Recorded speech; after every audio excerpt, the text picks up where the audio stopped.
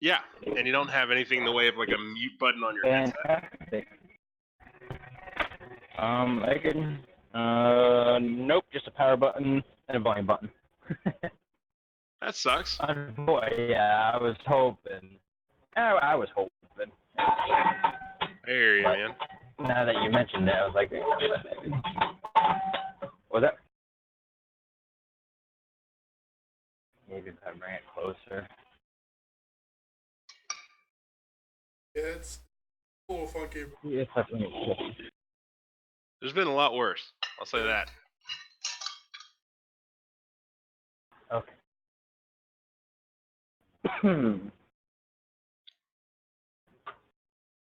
Well, since there's no hissing, actually, I might be able to just go without the muting. That would be handy. Yeah, that would be Just a pretty tad. Yeah, we'll let you know if there's a, big enough problem. Or if the clonking is too loud for you. The clonking Right now, might I'm be a cleaning thing. out of. Yep, right now I'm cleaning one of the vessels and reloading it. But that'll be done in 5 minutes. So after that, not much clonking. Cool. Yes, I think we all have our own personal source of clonking that occurs. Metaphorical and literal. Yep. Wait, lovely. I can't Frankly, stop if you- bumping my mic. Yes. Clonking indeed. So, looks like Lee just came online. That's good. Beautiful. Hey, look at that. What's up, guys? I was just about to say, I bet Aldrin's about to come in too. Dang it. I was 1 for 2, I guess. Whatever. Oh, Hey, who'd we? Oh, and we Molly. lost the Molly Mort. I'm still here. Uh-oh. Oh, okay, cool. Voodoo. I was so close on the Aldrin. I was literally opening my mouth to say it, and I bet next to the Aldrin. Anyway, so welcome everyone. Hello. Hello. So, if you all recall, you found yourselves in the wonderful seaside city of Bacata, and you had taken some vacation days away from adventuring to prepare for some unexpected dinner guests. But as it turns out, they stood you up. Oh, it's so rude. Indeed. All we wanted water them. And I bet they wanted that too. Just right back at you. They just get in there and slaughter. But unfortunately, they had different orders. So, Let's be honest anyway. Without Was it a Bahamut, medium rare steak? go on. Don't worry about Ormus. He's doing stuff. Yeah. You were saying, Lee? oh, I said, let's be honest anyway. Without Tiamat and the final weapon, they would have kicked, or not Tiamat. Without Bahamut, yes. the final weapon, they would have kicked our asses. Well, speaking of, Yeah. you knew that there Hey, natural were. 20s are a thing. That's true. You know that there were a couple of legendary weapons and artifacts built by Bahamut for the original battle against Tiamat. You've been able to acquire quite a few of them, in fact. There's a legendary spear that can pierce anything that you found in the stone heart of Hope, which probably had some different levels of symbolism and irony to it. But you also were able to find a legendary bow that can shoot arrows of seemingly wind or nothing or who knows what. Magic is amazing. And then also a club. Well, it says, Affection. Go on. Does it have a good bouncer? I believe it says in Legend that Smash Mouth can only truly be wielded by the legendary All-Star. It does Oh my indeed. god. That Smash Mouth can only be wielded by an all-star. But the tricky part there, though, is that not all that twinkles is gold. And so you run into a lot of issues with it. But you do have, in fact, Smash Mouth. Fake jewelry, though. I know, but again, not all that twinkles is gold. But that's okay too, you know. Not all gold's good. That's fine. But anyway, so you know that there is another artifact out there, a net that can catch absolutely anything and entangle that particular creature. The intention for it was to be able to actually capture Tiamat and hold Wait. her. Oh, we know Annette. Hey, there's a half-inch over here that's wobbling quite a bit. Take a look at it. Armis, I'm going to go in and mute you for a little bit, buddy, okay? Yeah. Sorry, that's fine. All right. Yeah. So, Remember we had that one shot with Annette. Yeah. I'm sorry, that was a terrible joke. it was an awful, awful joke. All right. It's okay. I thought it was pretty funny. It's fine. So, Do we have any idea? you Oh, sorry. but You- you know you that were- there is a net possibly somewhere out there. Okay. In terms of resurrecting Bahamut, you kind of had a rough idea that it would, because of the fact that he has been, his body has been deceased for so long, and because you only have a small part of it, you can't really make a new one in the same sort of way that you would were a recently deceased individual. And because his soul isn't really dead, you can't really bring him back in the way that you would a dead soul. This has led to a very difficult and tricky situation where your plan so far is, if I recall, that you wanted to find a way to make him a new body, perhaps, either by finding his old body and restoring it, or by having a necromancer creating one from stone. Necromancers, of course, able to transfer from stone to flesh. So they could perhaps take his old body, just like the heart, which has been fossilized, and turn it into living tissue. And then at that point, it would just be a matter of transferring the soul to the living tissue, but it's not regenerated. You do have a cleric of Sheila who you have seen with your own eyes can move souls into bodies as if it's nothing, but only for those that have recently died, and only for those that can have a body that can sustain itself with just a little bit of healing. So you would probably have to find a way to also be able to tremendously heal at roughly the same time. You have quite a few powerful healers that you have run into, but in terms of their sources of power, it's a little tricky. But you've got that sort of a path in mind, or at least that's kind of what I've heard, but you can do whatever you want there. Also, there's a wishing well. Who knows if that comes into play? Somewhere in the White Sea, you think, you don't know. Anyway, Isn't- any questions? Isn't the wishing well associated with Ollie's? Not her clan, but like that's where we got the information. Is like where she's from. My village. Not really. The wishing well actually came from Lee and some of the stories locally that he had heard, or rather that his family or had been told. His grandmother had told him stories over the years, and they included, amongst other things, the wishing well. But it might not be real, might not, or it might be real, might not. Who knows? Lee And it might believes- not be important. You might not even need a wish. Lee believes in the wishing well and also the Easter Bunny.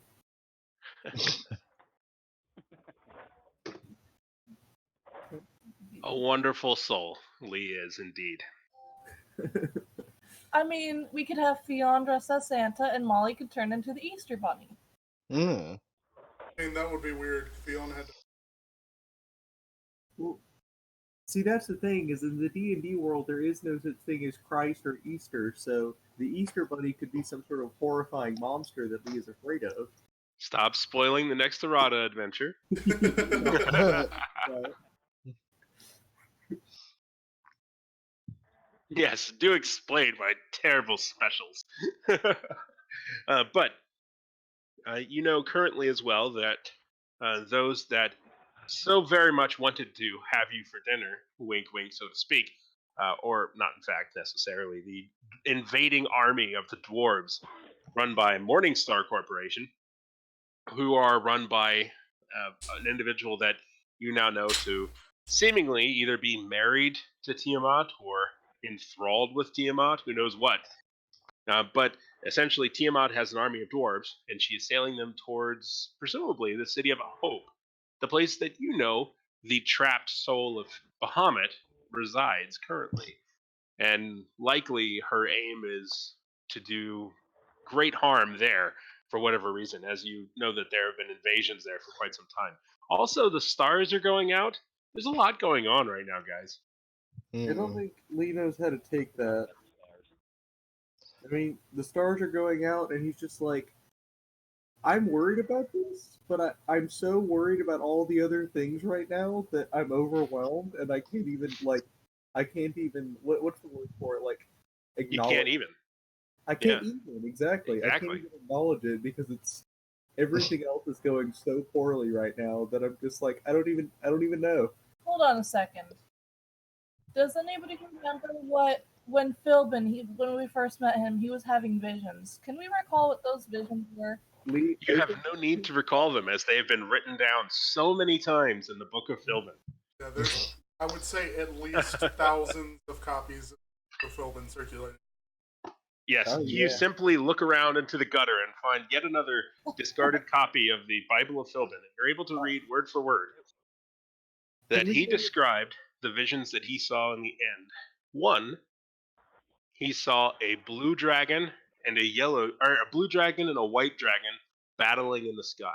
You all saw this firsthand at a battle over Bahamut, or rather over Bakata, over the heart of Tiamat, which you later found out was the heart of Bahamut. This vision came to pass and was very disturbing for him. His second vision was Tiamat flying through the sky. This worried him greatly, and it especially worried him when he actually saw it and was nearly killed by it, as Tiamat cast a 90-foot wide cone of fire at a wall he was attempting to repair. And you all, of course, saw it as well, and I think it was also terrifying for you. Oh yes. The And, second vision that he has announced is seeing the sky on fire. And the third is seeing the armies of men, dwarves, and elves fighting. Basically, just seeing snapshots of a battlefield with basically a whole bunch of different races on it. Presumably meeting some sort of terrible race war, Then or like a world war. Aladrin had a vision too. What was that? yeah, that's also in the Book of Philbin. Those The those are a Apostle lot Aladrin. more obscure. Are you talking about the Nightmare Society or the things that he had when he touched the heart? The thing from the heart. Okay, when he touched the heart, he saw, he smelled the ocean. He saw stars. He saw a shadow of a dragon flying from first person's perspective of the dragon looking down on some dunes of a desert as the shadow is flying over it. And then he saw what looked to be like a crowd of people, almost like a candlelight vigil, but he was hiding in the shadows watching the vigil, and he saw some people talking, but he wasn't quite sure who they were. Yeah, the very obscure chapters of the Book of Philbin are, about the Apostle Aladrin. They're like how some books in the Bible have been edited or just taken out entirely. It's kind of like that. It's In a a little few bit different like Ezekiel. It's just trippy as shit. Yeah. I don't know. So, can we go A lot ahead? of people get tattoos of it. Oh yeah, the flaming wheel that is also an angel. Can we go ahead and go down to that the burned out church that is now being converted to a Philbus church? And also, You do with what you got, I guess. If you want to go, yes, there was a terrible accident some days before, as people have been panicked and quite, well, frankly, just having a difficult time with the stress of the impending invasion. Several individuals had taken shelter in a church, and by some terrible accident, someone apparently just tripped and fell and knocked over some candles. That's kind of the best guess they had. but unfortunately, some of the people inside weren't able to get out. It was very tough. But anyway, a church burned down. Yes, it did. Do such a thing. And you, if you want, it has not been started to rebuild as a Book of Philbin, but you can certainly make that effort if you want. Currently, they were more concerned about the city being invaded than reconstruction of something that's likely going to be burned down in a couple of minutes anyway. I guess before we go, you can stop by as a missionary and help rebuild a little bit. Well, where would you like to go? That is the sort of first question: is what would you like to do? More. Mm. I guess what we should do after all of this is essentially let the council know what's going on. Oh, sorry. He's got a lot of ambient noise. Don't worry about him. Okay. We need to let the city know what's going on, probably through the council. And after that, we should probably start taking care of some of the stuff we didn't have time for before.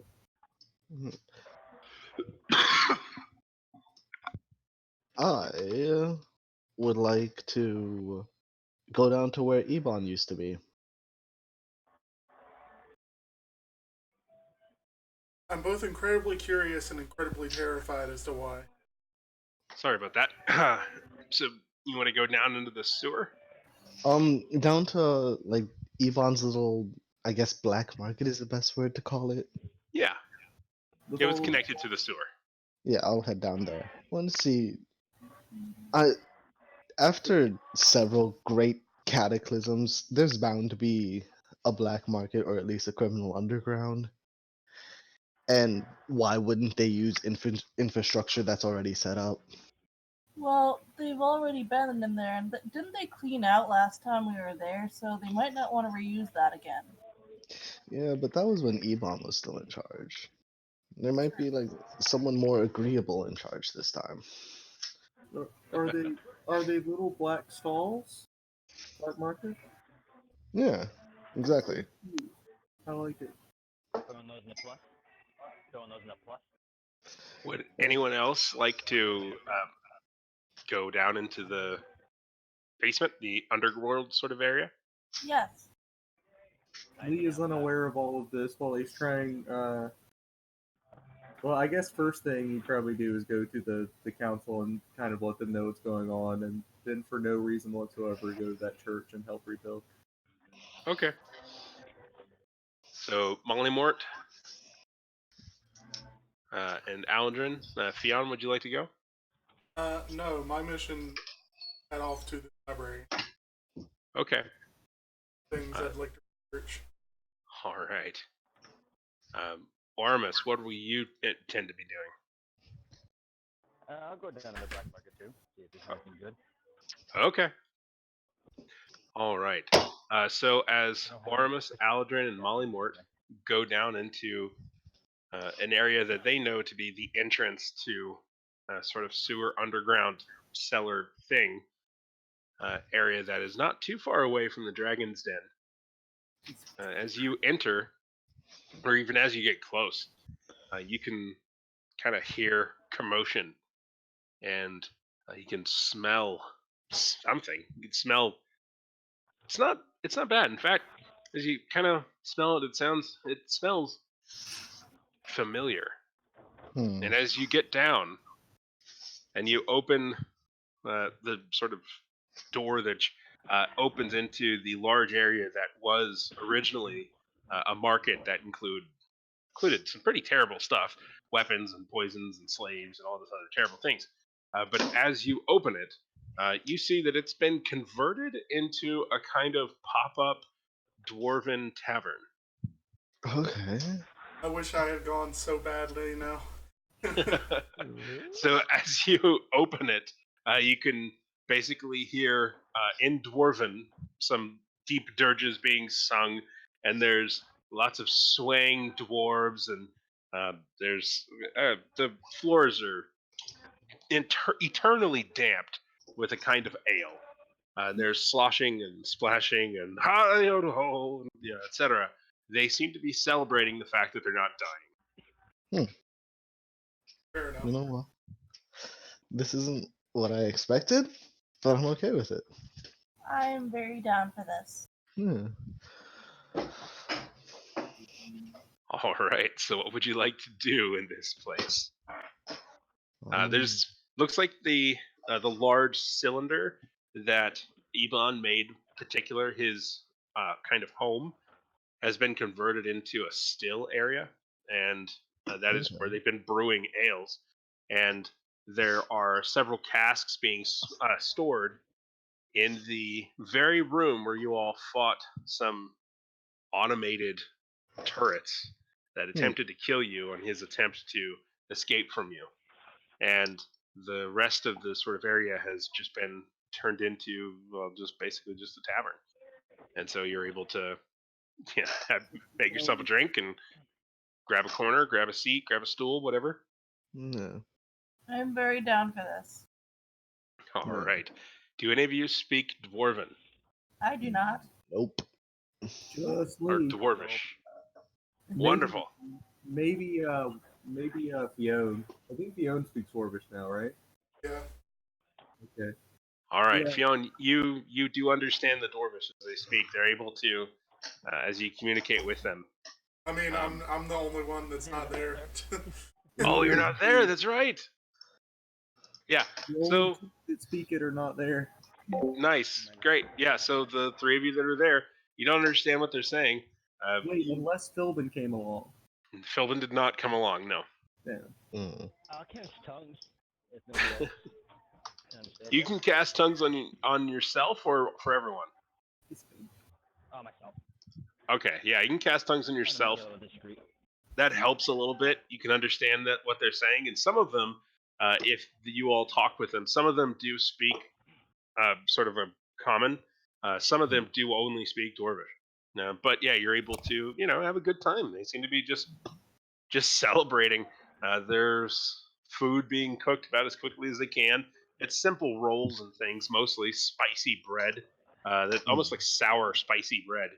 But I'm trying to think like a really sharp garlic, pepper, sourdough kind of rolls. But anyway, but that and some, frankly, not the best beer, but there's a lot of it, and that helps. Yeah. I feel Alright. like Tasting good eventually. I don't need to know Dwarven to be able to just come in and just cheer and ask for a drink and be good. Oh yeah, exactly. You can just come in, you can just grab whatever. There's no money being taken, no exchanges being made. They're just celebrating. Everyone's a dwarf today. Dwarves understand the language of drinking. Exactly. I Yeah. understand this. Or Oh mine. yeah. Alright. Oh yes. And so yes, a good time can be had here. That is for sure. Somebody's got to be the irresponsible teenager. I'm getting shit-faced. Yeah. Lee's out there rebuilding a church. Fionn is studying an important thing at the library, and you guys are all underground in the sewers getting drunk with dwarves. This is so great. Oh, that's hilarious to me. So, Fionn, you've gone to the library. What would you like to do? I am going to just basically just walk up to the desk. If there's anybody in line, I'll wait in line. But if not, I'll just walk up to the desk and librarian. I need books on ancient figures, as well as books on sky and stars and. She goes that basically pointing that we've got histories over there and navigation is over there, and she points in like two completely opposite sides. The own side. And he just walks off towards the history section first. All right. What in particular are you looking for? I'm trying to look as far back as I can in relationship to Arata. Not specifically looking for anything about Arata, but my thought was if I could get any like lore on other people that were legendarily became powerful, wizards and stuff like that that became godlike, that All we could right, get now, an idea about some stuff about Arata that we know. And I feel that's well, important because of the stars blotting out, and I feel like that's we're gonna have to go to him. of course. So I'll let you know essentially to reiterate, all of the personal information that you've learned about Arata so far is one that when you first met him, he was asking you to retrieve an item that was within his pocket universe because he had warded it against essentially incorporeal individuals from being able to just come in and do whatever they want. But he was all of a sudden an incorporeal individual. And so he asked your help to be able to retrieve an item that you still don't have any idea what the meaning of it was. You as players might assume that it's a bowling ball, but as characters, you have no idea. You also learned that he is a half elf. He is very old. He apparently is immortal. He also is apparently able to move back and forth through time, or maybe he's not moving back and forth through time, and then he's just encountering you in different points in time. Maybe he can intersect with other points in time. It's a bit confusing in terms of where he is going, but um, He's a you time. he's potentially encountering you at different points in time, so probably involving time. And also on top of that, he apparently either founded or was a member of something called the Nightmare Society, an organization that you were there to see the end of, and you know that he was involved with some. There were some strange things in his house. We'll just say that. I mean, he had Um, two succubi in his Succubi. bedroom. Look, I don't know what you're talking about. It wasn't me, but Uh, but one of anyway. the poor musicians. But and of course you brought that to him, and he just said he doesn't want to talk about it. So you never know.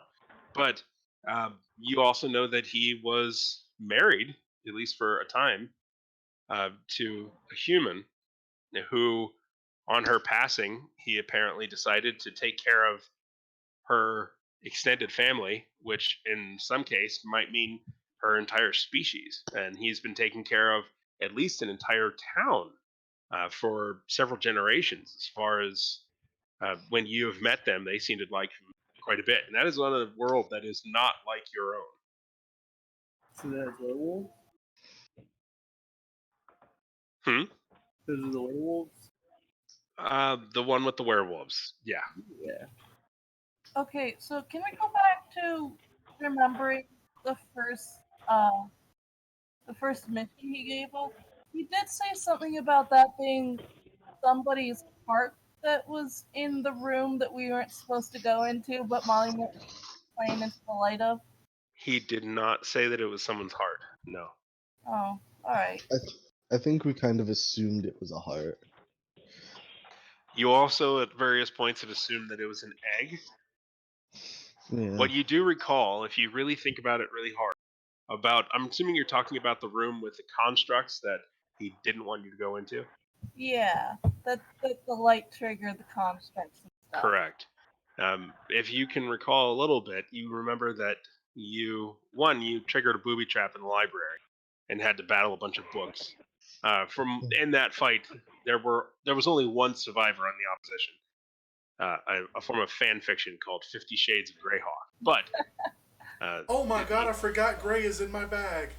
yeah, Ask if Lee still has that. but no, yeah, you got it. that animated book has been quiet and comfy and cozy, and not worrying about I kind of anything. figured we just like left it on the library shelf of like Alondria and forgot about it. Yeah, that sounds about right.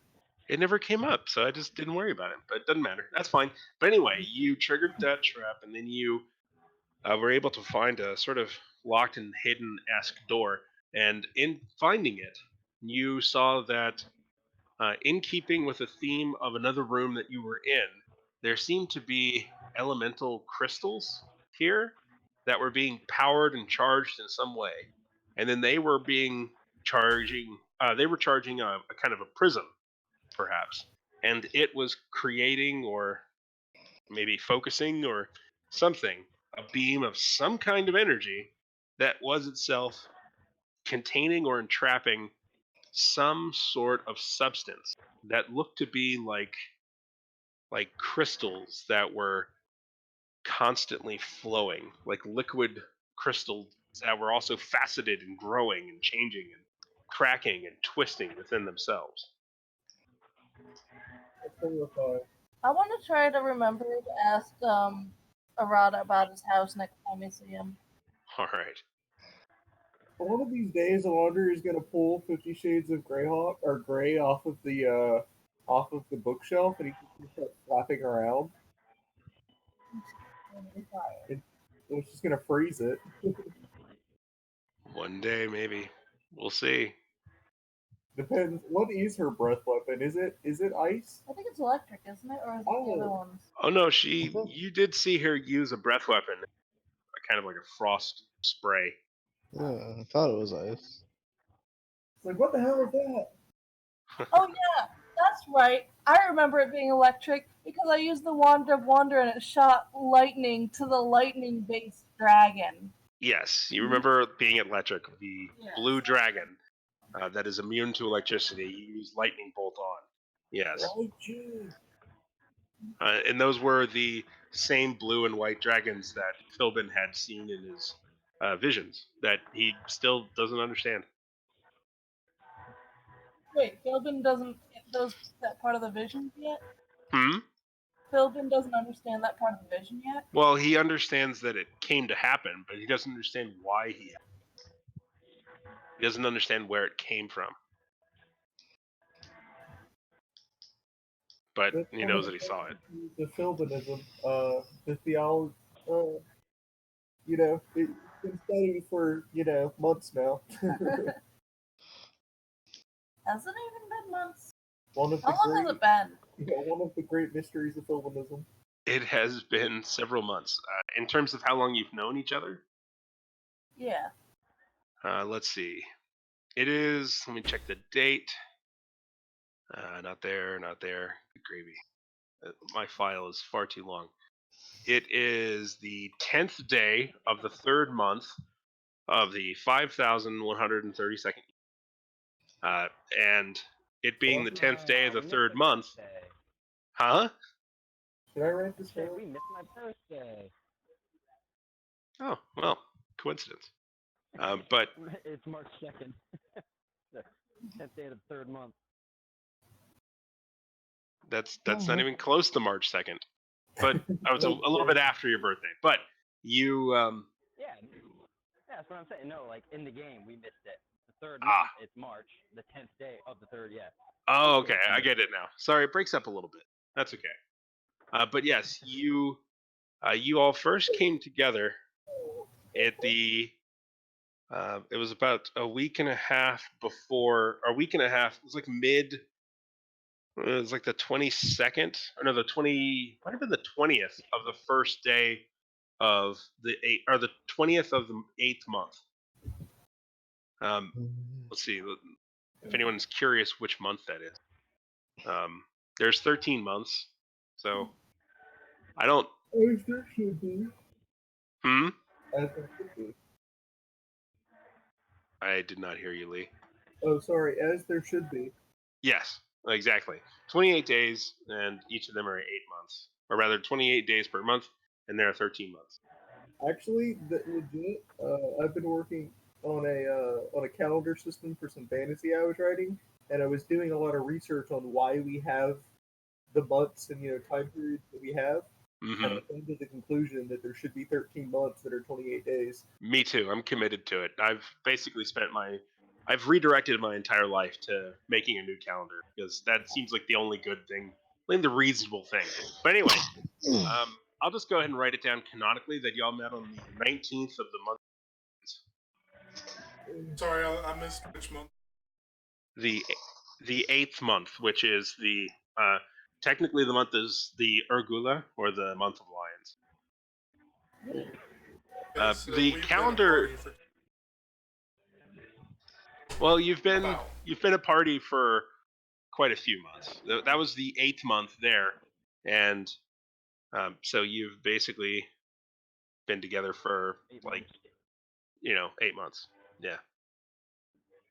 Did you say it's the month of the tiger? Is there an animal for each month? Or the lion, excuse me. But no, actually, there's not an animal for each month. It's the basically the calendar that I used is based on Draconic. Okay. In terms of an explanation, do you want the in-world explanation or the out-of-character explanation? Yeah. I'd Yeah. be partial to both. Okay. In character, the months are based off of the core language that all civilizations had for a time. And essentially, the human civilization being built on the support and help of dragons, primarily Tiamat, its official language was Draconic, although Common was certainly used significantly as an evolved language, much in the same way that Latin battles with English. But anyway, but there is the primary calendar was Draconic, as it was invented in that sort of a way, and for whatever reason, throughout the ages, the most that anyone has done to get rid of the original Draconic calendar is actually just reset the year, and that's what the dwarves did. But they haven't changed the months yet. They may, but currently the months that are still used almost universally are still the original Draconic months of the original human empire, and they are there's 13 of them. If anyone wants to write them down, it's probably never going to come up, but I've got it here. Questions. Yeah. I like. But out of character, it's just I invented or not I invented, but I wrote a Draconic language, and then I took our calendar and probably through the same research as Lee is doing, came to the conclusion that we're doing it all fucking wrong, and we've been doing it wrong for thousands of years. Oh yeah. Oh, And be moved by 45 days. They need to be moved back. it's so terrible. But anyway, I took Right. that and then corrected it and then put it towards the Draconic. What I ended up doing for my fantasy writing is I was like, screw this real world calendar, it's fucked up. And I just decided that every year is exactly 12 months. Each lunar cycle is exactly 30 days. It's a fantasy world created by God. There's no reason why it can't be perfect. Well, exactly. Yeah. My cycle or mine, my months are 28 days. There's 13 of them, and the lunar cycle continues to be exactly 28 days. Well, not it continues to be, but it is exactly 28 days. So that means there's either a new moon or a full. Is the full moon at the middle of the month, or is the new moon at the or? Basically, I'm asking: does the month end with the full moon, or does it end with a new moon? It begins with a new moon.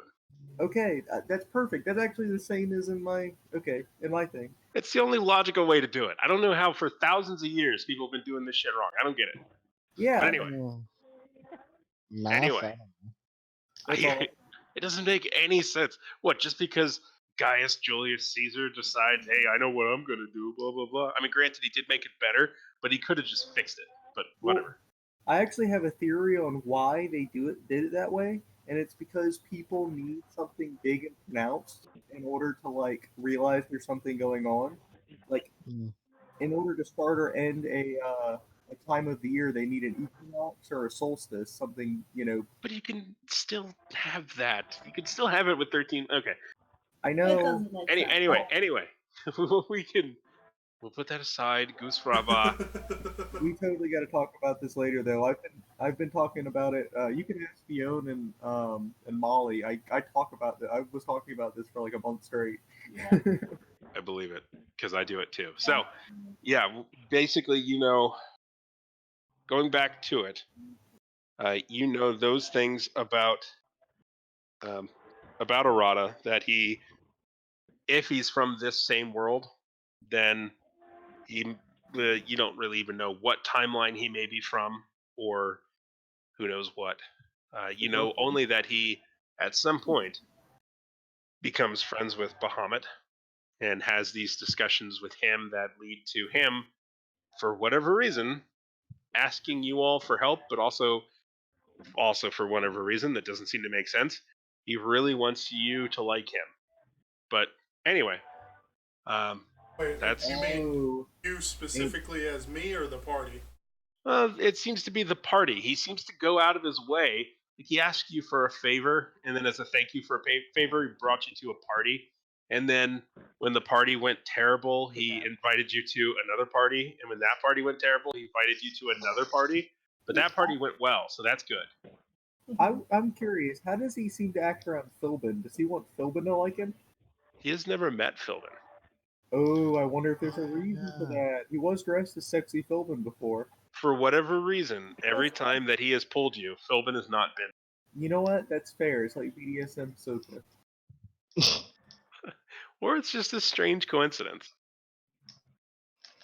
Although you do know that there is some sort of an paradox there, in that he seemed to go to a costume party dressed as Philbin, but Philbin dresses as him because you stole his clothes. Not stole, but looted his clothes. I never thought about that. Yeah, you looted his clothes you looted Arata's clothes from Arata's house, and then gave them to Philbin. And then for whatever reason, Arata dresses as Philbin, but Philbin dresses as Arata. I believe he said at the end of that mission that we could have, or at the beginning, that we could have. Exactly. That's why I corrected it. You didn't steal. You simply just took a bunch of stuff, and that's fine too. It's not like he could go into his house anymore, anyways. Exactly. Nothing to worry about. You should have broken more stuff. Anyway, He did burn his whole porn collection. are there any further questions on the memories that you all may have not remembered this whole time? Any further clarifications anyone wants at this? Because, like you guys said, this is a time for you all to kind of set a new course if you need, make course corrections, and decide what you want to do. If there's anything you're unsure of, I'm happy to clear it up as I can. No, I mean, like, for me at least, that was a good summary of our interaction. All right. I So- still think, Go on.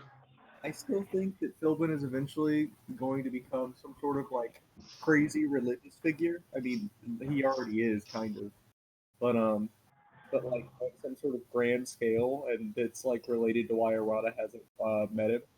I think he'll become more like just a mascot. I mean, maybe he was dressed as sexy Philbin for the same reason people sometimes dress as like Jesus on Halloween. Yeah. You never know. When So, am I populating Jesus? I will add, Fion, when you went to the library, you didn't find anything on Arata, and because of the former bans on magic in the city, there's not really much about wizardry or really powerful magic. You basically find nothing helpful on history in that sort of regard in looking for wizards or for Arata. You know, oh, You need to get over to Hope. we should also look for Arata. I feel like we'll just magically summon him if we talk about him out loud in character. It's like Beetlejuice. Yeah. Yeah. You know, just go on top of a building anywhere and yell, "Hey, Arata!" And I bet he'll show up. I mean, like, I've honestly been debating trying that for a while. It's Well, just being like, damn it, Arata. Like, there's probably like a chance that would work. I don't know Arata's powers or anything, but for some reason that just seems like it would be in his portfolio. I agree.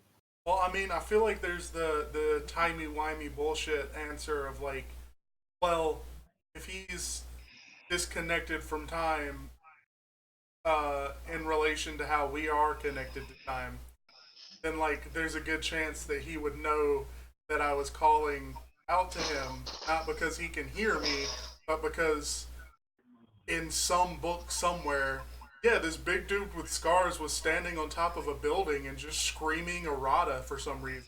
And he's happened to see it, you know?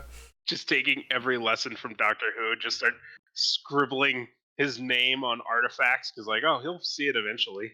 Yeah. Yeah. It's like, It's an interesting philosophy, but you still find nothing in the library in that section. Would you like to look for something else or look somewhere else? I mean, honestly, I didn't expect much because I knew the whole magic ban and stuff. Yeah. But I will just go ahead and start looking any and every book I can get my hands on that has anything to do with stars or, you know, anything from astrology to navigation, you know, just looking You for find anything I can find on possibility of explanation. you find quite a few star charts, including one that talks about the essentially the different houses, which we would consider kind of astrology, that does talk and give the draconic names and stories for the constellations that make the month of the year. So that talk we just had is yay character knowledge now. Yay! But yeah, but anyway, you see that, and Flipped it back around. yeah, exactly, goes full circle. Look at that.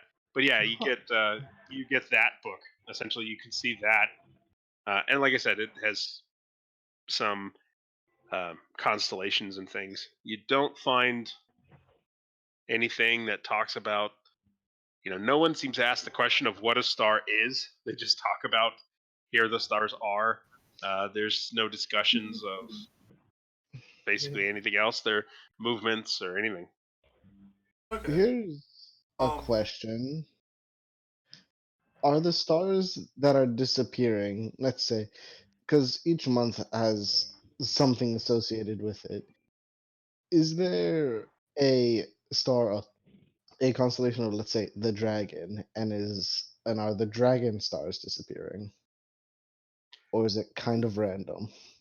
Well, oddly enough, in terms of stars of dragons, there are a lot of individual stars that are said to be dragons themselves. That the souls of the dragon become these things, but there's not really a constellation of the dragon, and the stars that are disappearing aren't even in the sort of current dominant house. They seem to be occurring, but it's not like it's one specific constellation. It just seems to be a growing circle of darkness, and it seems to be all enveloping, and it's not following any of the lines or anything. It's just happening. Hmm. It seems to be completely and utterly unrelated to the sociological kind of expectations of anything. Stars near and far are being covered just as quickly. Alright. Yeah, I would like to say that Molly Moore, if she was there with you, would be absolutely in favor of leaving Gray somewhere in the library as a prank. well, unfortunately, Fionn is very single-minded right now, and he's just like furiously researching. Oh, and before he leaves, he's gonna ask if he can get a copy or make a copy of the star chart for the sake of having them reference. You're able to essentially kind of quickly grab a thin sheet of some kind of a fibrous paper and quickly trace it, essentially, if you wanted. I feel like at this point, it just made me think of this. Lee has like some sort of proficiency in scribing because of, at the very least, proficiency in scribing the Filbish Bible. Oh yeah, definitely.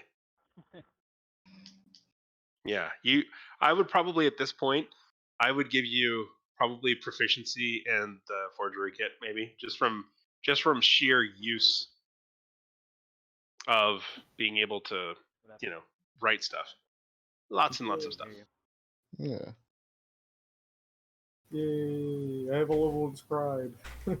Yeah. But speaking of Lee, so you heard mention of a church that had burned down nearby, and you wanted to go. let's just say I'm Yeah, who would passing do such through a on the awful way. thing? Yeah. Let's just say I'm passing through on the way to go to the what is it? The headquarters in the northwest. Okay, yeah, it is in the northwest. Yes. Yeah, I'm headed that way, and I'm passing by this church, and and something draws me inside. You can see that the community is really coming together, and they look like they're gonna be, building it up, building it back. And of course, just as you perhaps are expecting, because Philbin literally just saved the city single-handedly from a massive invasion. Our Lord Philbin. It does appear that they are building a church in Philbin, a shrine entire to him. I make sure to pass Oh around my god. copies of the Philbish Bible and tell them a little bit about Philbin as I help them work. Okay, roll to proselytize. Is that a charisma? Let's go with let's go with a charisma religion. Okay. Do you want me to roll both or add them? Well, no, add your charisma bonus and your proficiency bonus. Okay. Because I'm assuming you're proficient in religion by now. Oh yeah. Yeah. So add charisma That's and religion neither one, yeah. proficiency. Okay. So basically, your proficiency bonus plus your. All right. I just gotta double check it real quick. That's okay. That's +7. That's pretty good. Yep. Let's see. Should I roll this one physical? Whatever you want, man. I kind of want to. Okay.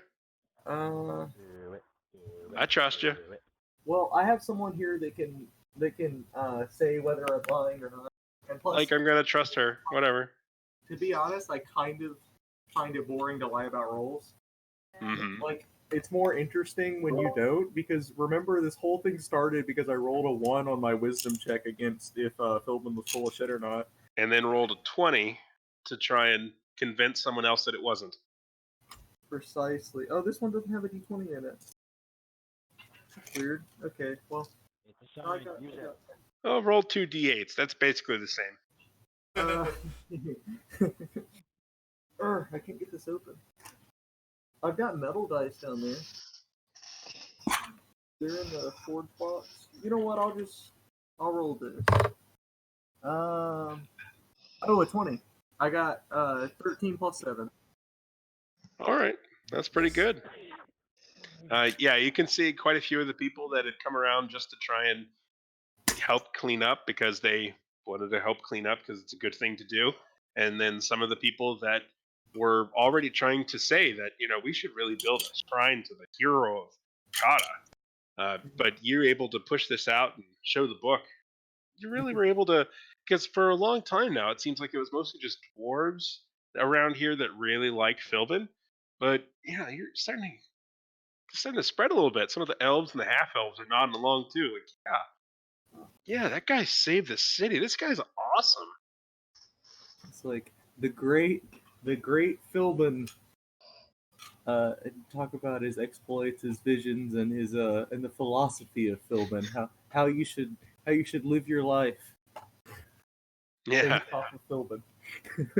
You make sure to go down the list of all the rules, including like don't burn books and don't. That what was that? 10 at 87 or something? It gets bigger every time. Yeah. Keep learning a whole bunch of new stuff to not do. But yeah, you've got these revisions continuing to go, and there they are. Yeah, you're able to convince them. Yeah, let's clean this place up and build a shrine to Philbin. Yeah. I just remembered there's that one thing in the Philbish Bible about not burning books. Mollymore burned down a library already. It wasn't technically a library; it was just a bookstore. Okay. Philbin forgives past sins, but it's best if you move on into the future. It's probably a good enough time as any to remind you that even Philbin does not like the religion of Philbin. This is an unauthorized cult. Oh, he hates it. Lee's to blame entirely with this shit. Yeah, and Just the imagine- reason. Well, go on. I was just gonna say, I just imagine him walking through the streets and people recognizing him and running up, giving him free like cakes and like small handheld cakes and stuff like that, and he just begrudgingly accepts them, just sighs and takes it and walks away with a defeated look. I'm imagining a scene from the Bible, like just straight up like people weeping on the ground and laying branches down before him so he doesn't have to walk on the ground. Just people going completely batshit insane. See, what I want to see is Philbin walk into that church, just jaw drop, like, sweet Jesus, what is this? Then he just turns around and walks back out. So, like people start running up to him and like, let me wash your feet. What? I imagine Philbin sees the Church of Philbin and just Homer Simpson's into Chris Bush. By this point in the religion, it's been happening long enough that I feel like Lee has been like doodling various symbols that represent what the church could be, and he's like probably settled on one by now. What do you guys think the Church of Philbin's like symbol would be? Hawaiian shirt and Speedo. You know what? That's kind of perfect. You know what? Maybe it's just the Speedo, but it's like floral. It's obviously floral. And it's got magic coming out of it. Like thousands of years from now, they think it was like a magical headband or something because it's like. What if okay, guys, bear with me. What if it's a Speedo, a floral Speedo, and then out of the top is sticking a magic wand that's Oh, shooting no. magic? That appeals to the 12-year-old in me. Or what if it's a lobster wearing a Speedo somehow? Okay. Well, I want it to be like kind of simple so it can be like Yeah, that's true. immediately recognizable, emblazoned on shields and armor. Easy to do a quick sketch or whatever. Yeah, put it on the front of the church, whatever.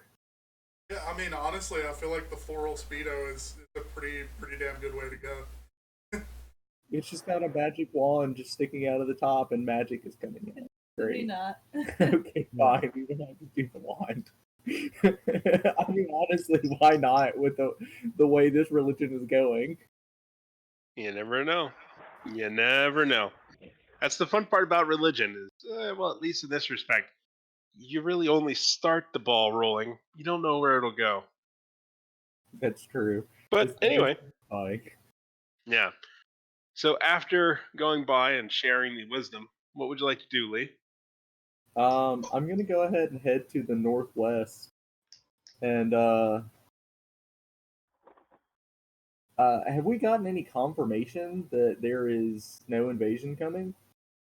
Philbin told you that it wasn't going. Well, he told you that he saw the fleet leaving the area. Then I'm gonna go and tell them that. I'm gonna go say, I think somehow we were mistaken that they're not coming here, even though it was. We must have misinterpreted the vision, and I don't know. All I know is that Philbin went out there, and now they're not coming. Yeah, the dwarven sort of counselor sits back in his chair a little bit, and he's just kind of cracking his knuckles, looking up, and he thinks, and he says, "So you were wrong.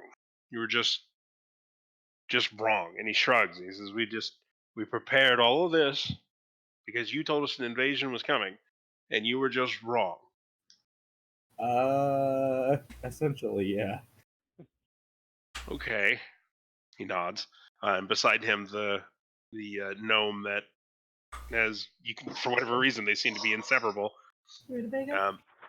Yes, correct. Rutabaga Gilderoy just kind of pats his arm a little bit, and she says, "Calm down. You're gonna have a coronary." And she says, the fleet did come. It's not like it wasn't nothing. They could have invaded. Maybe they saw that our defenses were up and continued to go past. He'd probably still save the city no matter what. And they were there. It's not like he lied. He might have just been wrong. That's all. I honestly, at this point, it's been going so long, I legitimately don't even remember why we thought they were coming to Mikata. So you knew, or rather, you were told that they were becoming Bukata because a long time ago, uh, over 2 years out of game, you had worked for, you moonlighted as a security guard for a half elf by the name of Jareth. Gotcha. So Jareth is the one that caused all this. That's Yeah. it. I'll say it was Jareth. It was eventually revealed to you that Jareth was a spy and that he was stealing artifacts and documents and things to preserve them in the library at Terinia. And the reason why for this is because they had gotten intelligence that there was a massive dwarven fleet coming this way and that they were going to be invading. He told you they would be invading. And so that's why we've just been convinced of this for the past 2 years. All right. Correct. Lee will fall to his knees dramatically and yell, "It was Jareth all along!" as he pounds the ground. Both of the counselors and then the now possibly counselor, you're not quite sure what their government standing is right now, but the still sort of head guard, Captain Elthar Raduli's like, come on, pick yourself up. He's like motioning for you to stand up. Get off your knees. He's like, "Oh, okay." I was being melodramatic there. Anyway, what's up? And they're saying, yeah, you don't need to be dramatic. And you say, well, you still saved the town from something. You certainly saved it from the mayor. You've still done a lot of good. This is a good thing. We should be happy that we're not being invaded. Oh yeah, I agree, and we have more time for, those that are going to be involved to take out Tiamat. We still have some stuff that we can do that can increase our chances of success. They nod. That's very good.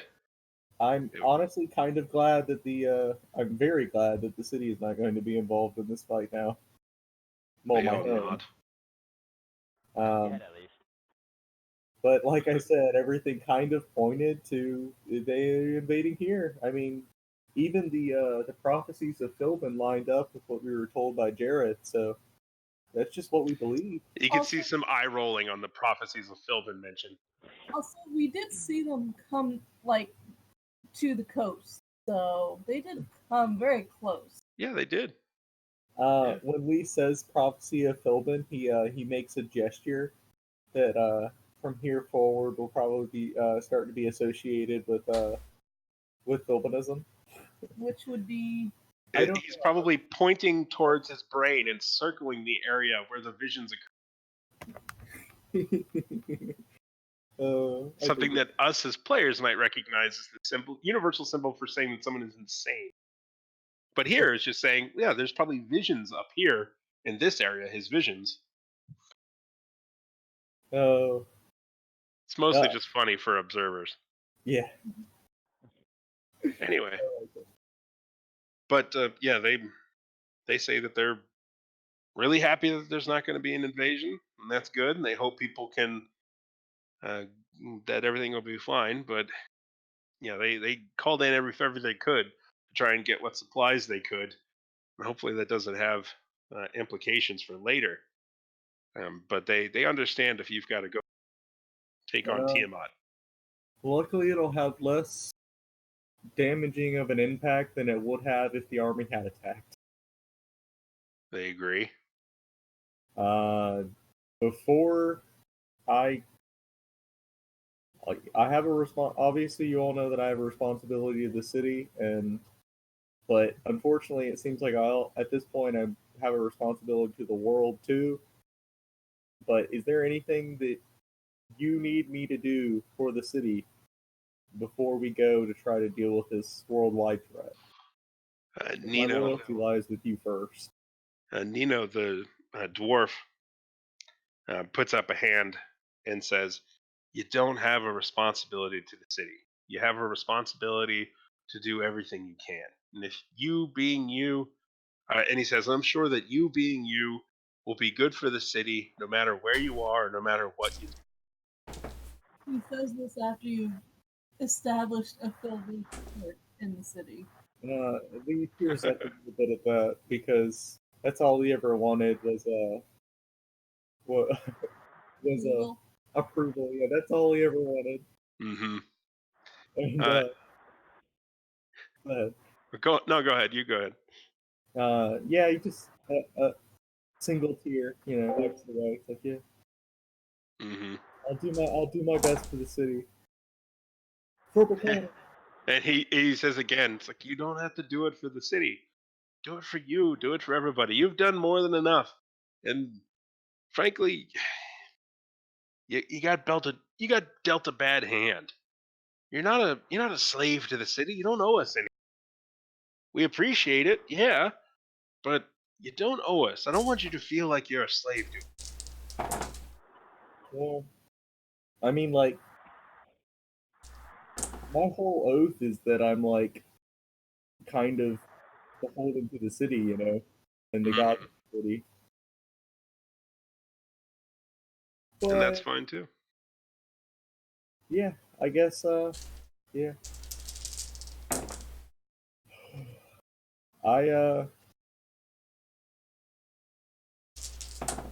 I mean, I grew up here.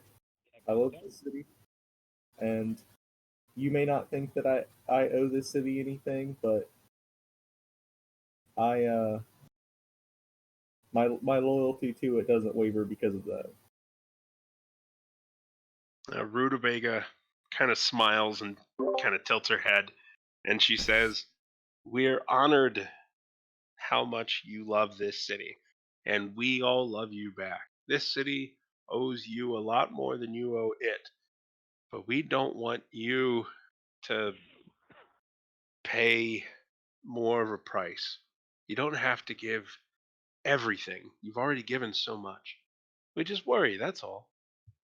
Well, now it's bigger than the city, and I think we're obviously on the path to that we need to stop Tiamat. So I gotta go down this path either way. I just hope old Pop would be proud. They nod, and they say, "Well, we'll do what we can to support you every step of the way, and you'll always have a home here in Bacata." Now that the invasion isn't coming and to destroy it. They nod, and they said yes, and assuming she doesn't come back, True. All right. or someone else doesn't invade. They both nod. I think that pretty much concludes my business there. So I'd probably head back and wait around to regroup with the team to discuss what to do. Okay. As you're about to leave, Rutabaga gives you a basically a little thing that she crocheted. It's nothing more than it's practically just like a large coaster. It's just nothing of importance, but it's a token. Yeah, I've had neighbors like that. I get it. Yeah. Lee tucks it into his pack and gets tears in his eyes again, and then just like for a second he kind of like hesitates, like he doesn't know what to do, and then he just goes for it and gives her a full hug, like picks her up and everything. Yeah. I'll remember. Yeah. Oh yeah, she appreciates it. She just clings on. So she's an ancient gnome. But anyway, all done. Well, I don't break her back or anything. Hopefully. I figured. Wait, no, I do. No, I'm kidding. All right, roll to grapple. But yeah, No. you're Wait, able to give her. One. Does that kill her, or does she kill me? We'll find out, won't we? No. But yeah, you're able to give her a hug, no problem. Okay. No, don't give me the dice. I'm not gonna kill her. Sorry, Molly handed me the dice. It's fine. Speaking of, it's middle of the afternoon. Y'all are shit faced in a basement. What do you want to do? I'm scrolling druidical on the walls and stuff. In magic? Well, maybe. Or like with magic? Well, I don't have a way to do it to make it stay in magic, so no. Okay. We have boats here, right? Are you asking the dwarves? Yeah. They speak some common. One of them nods. Do we have fast boats? He Is makes a kind of like a sour face and shakes his head. Aldrin about to try and start Fast and the Furious, the fantasy drift? No. I was thinking getting a bunch of drunk dwarves together and chasing down Morningstar in our own boat. A bunch of drunk dwarves going after Tiamat's army. That's good. Yeah, Awesome. Hell a yeah. bunch of drunk dwarves, a drunk elf barbarian. Ah! Our You know- city's not good enough to attack. You son of a bitch. I'm still gonna try. I'm gonna try and convince the dwarves to come with me on a boat to chase down Tiamat. You're too good for us. You can roll maybe a persuasion or an intimidation. Oh, do I have proficiency in persuasion? I'll give you guidance. I do. Oh my god, yeah. Drunk. God, I I love the want- thought of Molly egging this on. I want to try and sell it to them as a glorious death. You're expecting them to die in this? I'm Of expecting all of course. us to die. I just love, like, Aldrin comes in, has like 4 drinks, and is just screaming, Valhalla! I have a better intimidation. I imagine elves don't have a high alcohol tolerance. Nope. Unless if you're Aldrin, he has the highest alcohol tolerance of any elf, but that's still only like 4 drinks. Okay. Do I have guidance? Is Yes. the $1 million? All Yep. right. Yeah, you got guidance. So that brings the total up to 26. Hot Holy damn. That's an Why are we allowing this intimidation. to happen? All right, so you get a couple of Die for me. y'all get some drinks in you, and you get to talking, and at a certain point, you start calling them cowards for celebrating the army leaving. Like, no, we should go fight them. Yeah, Yeah. bunch of bastards, etc., etc. And you start to get some of them that are just like, yeah, man, that would have been a fun fight. That'd have been great. Man, we should- Legitimately, at some point they have to say, well, we're not good enough to attack. God, that is our battle cry. but yeah, you basically continue to egg them on to the point where they're just like, yeah, we should just let them do Fight that. up. Yeah, let's go get them. Let's go get them. Yeah, let's go get them. And you can see that some of them are cheering, and then some of them that don't even speak common, that don't even know what's going on, they're just like, yeah. And the others are just also like, yeah. And then Oh my god, Oh. this reminds me. Oh, sorry to interrupt, but there's an insurance commercial where people are just like, they literally gather and riot in the streets for better insurance, and it just gave me this flashback to it. strange. But what occurs here is they're like, yeah, let's do it.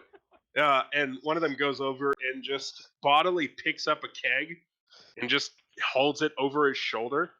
Just holds the whole thing, basically like drum side on his shoulder, and is like, yeah, let's do it. And he just starts charging out. And unfortunately, the keg immediately hits the wall, explodes, and knocks himself unconscious. But everyone else just laughs and then just starts going out the door. Like, yeah, let's go get him. Let's get Morningstar. Yeah. Yeah. I start leading my newfound drunk army through the streets to the docks. All right. So, Aldrin is such a force to be reckoned with. I wonder- Ormus, Mollymore, are you joining along? Yeah, I gave you guidance, didn't I? I'm down. Okay. I would like at least one of you, very drunk people, to make some kind of a check to see if you can remember which way the docks are. I'll do this because I am actually good with this stuff. Yeah, Yeah, this is you- cartography. She has keen mind. Oh. What kind of roll would that be? Because I cannot roll well. Well, what skill do you think would help you? Survival, nature. Yeah, I guess that would be survival. Sure. Or I mean, maybe an intelligence. Either way, like, you have the keen mind thing. You do have the keen mind feat. Yeah. so, with I rolled an She's 11. so intoxicated. You just point north and you say, "That's north," Yep. and they're just like, "Yeah," and then you just head in a direction. I don't know. So what'd you roll? 11. I think- Okay. do I know the general direction of this way's north? and the You coast- certainly know which way the ocean is, and the dwarves know as well that it's somewhere over there. But in terms of finding a good path toward the docks, that's a little different.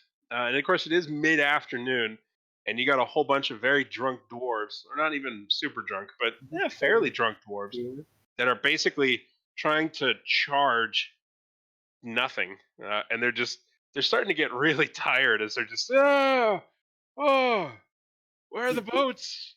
Do I Oh, we gotta get Morningstar. Oh man, this has been a really long fight. It's really bright out here, guys. I don't have any more ale. So it's just I it have seems a to be bottle of wine. I fucking love the guy that's just like, I don't have any more ale. yeah. It And seems to be. pull a bottle of wine from my hat and hand it to him. He'll take it and he goes, kind of elvy, but good enough. And they'll just start drinking it. But yeah, they'll just continue to go, and they'll march along, and eventually find the docks with you all involved.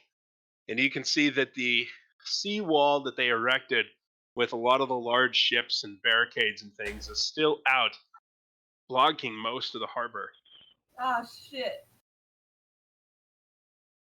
If you want to find your way out onto the open ocean, you'll either have to leave from somewhere else, or break through the blockade, or sneak out to one of the ships that makes up part of the blockade, free it from the various chains and things that are holding everything kind of in place, and sail it out from the blockade. Does anybody have levitate? I was just looking at him walking on water. Oh yeah, just cast walk on water on everybody, and you guys just run across the water. I believe Charges across the water. Would you like to cast Walk on Water? I would. All right. How many people can it affect? Don't worry, guys, I got this. I don't know. I think it's either 8 or 10. I just- Okay. Go around giving everyone high fives as you cast walk on water on them. Walk on Water 5e. Let me see if we can get here.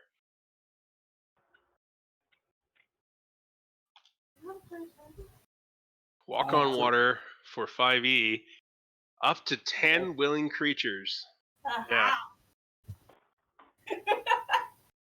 So what's that? You, Aldrin, Ormus, and then 7 dwarves Yeah. of the just beefiest, most battle-hungry dwarves. And I just thought, let's get that ship and get it out of the way. You go around and giving every lose count of how many you cast it on, and just all of the dwarves start running out. Half of them are falling in the water. I'm going to swim out I to will one not of the cast on blockade ships. Allegrin. That's true. He can swim. Yeah. All right. We're all drunk and we're having a good time. Oh, guys, this just got so much better. So yeah, you cast. So you're casting Water Walk on basically you guys and 7 dwarves. 8 dwarves, because I'm not doing it on Allegrin. Yeah, Oh, they can- okay, that's fine. Yeah. Yes, so you all Fairy can tale start. tropes. You all can start going out. Exactly. And thanks to a wonderful, fun little Googling, you know that the dwarves that you're going out just happen to be chesty, deafy, tipsy, titsy, jumpy, dirty, sleazy, and jaunty. Oh man. Oh my god. Those are the 8 that you had to pick. Oh, yes. So you go out with the biggest, strongest, angriest, drunkest 8 dwarves, and they are just trying to charge across the water, which, as you all can remember, on ice is certainly easy, but on flowing water is a bit like kind of trying to run on a waterbed, which means that they require dexterity saving throws to even be able to walk on this while drunk. It's not pretty. I'll be honest, it takes them a little bit of time, and there's a lot of falling down, a lot of laughing and pointing at name calling, which is not undeserved, I'll add. But they are eventually able to continue to run along with you. I'm assuming Aldrin is just dolphining, no problem. Yeah, I'm gonna make my way to one of the blockade ships. Okay, do you want to go for like the biggest one, or what might be maybe the? I want what I think is the fastest. Okay, yeah, you can certainly go towards one that you suspect will be the fastest, simply because it's smaller. You know, like it looks like kind of a well-worn sloop of a kind. Yeah. But the rest of you can see as Aldrin is just occasionally taking a porpoise dive out of the water to get his bearings. You can follow him as he just swims ridiculously quick towards the ship. And it takes you some time, but eventually you are able to reach, get, and climb up onto the ship due to the various cables that are anchoring it. And then I will. So is it cables or is it chains? It looks to be a combination of both. I'm just gonna start grabbing the hooks that are holding the chains and just throwing them overboard. All right. And do the rest join in unleashing this ship? Primarily Ormus and Mollymort. Yeah. Yes. Nice. Seems like a grand idea. I don't know what could be better. I may not be strong or weigh much, but I have the jump spell, so that can help me retrieve like ropes and stuff. All right. You can basically start to really get everything freed off of this ship. And it's not too difficult, although it certainly seems like they didn't want to make it easy. They wanted to make it a little bit difficult because they didn't want the sort of seawall to be disassembled entirely, but you're able to, with some time, get through it. We're impulsively stealing a ship. Yeah. Down an army. The end result is, of course, that you've started to free this ship here. It doesn't have sails deployed, of course, because it's just as a blockade. And of those 8 dwarves, none of them are sailors. But who's that? A halfling? A halfling?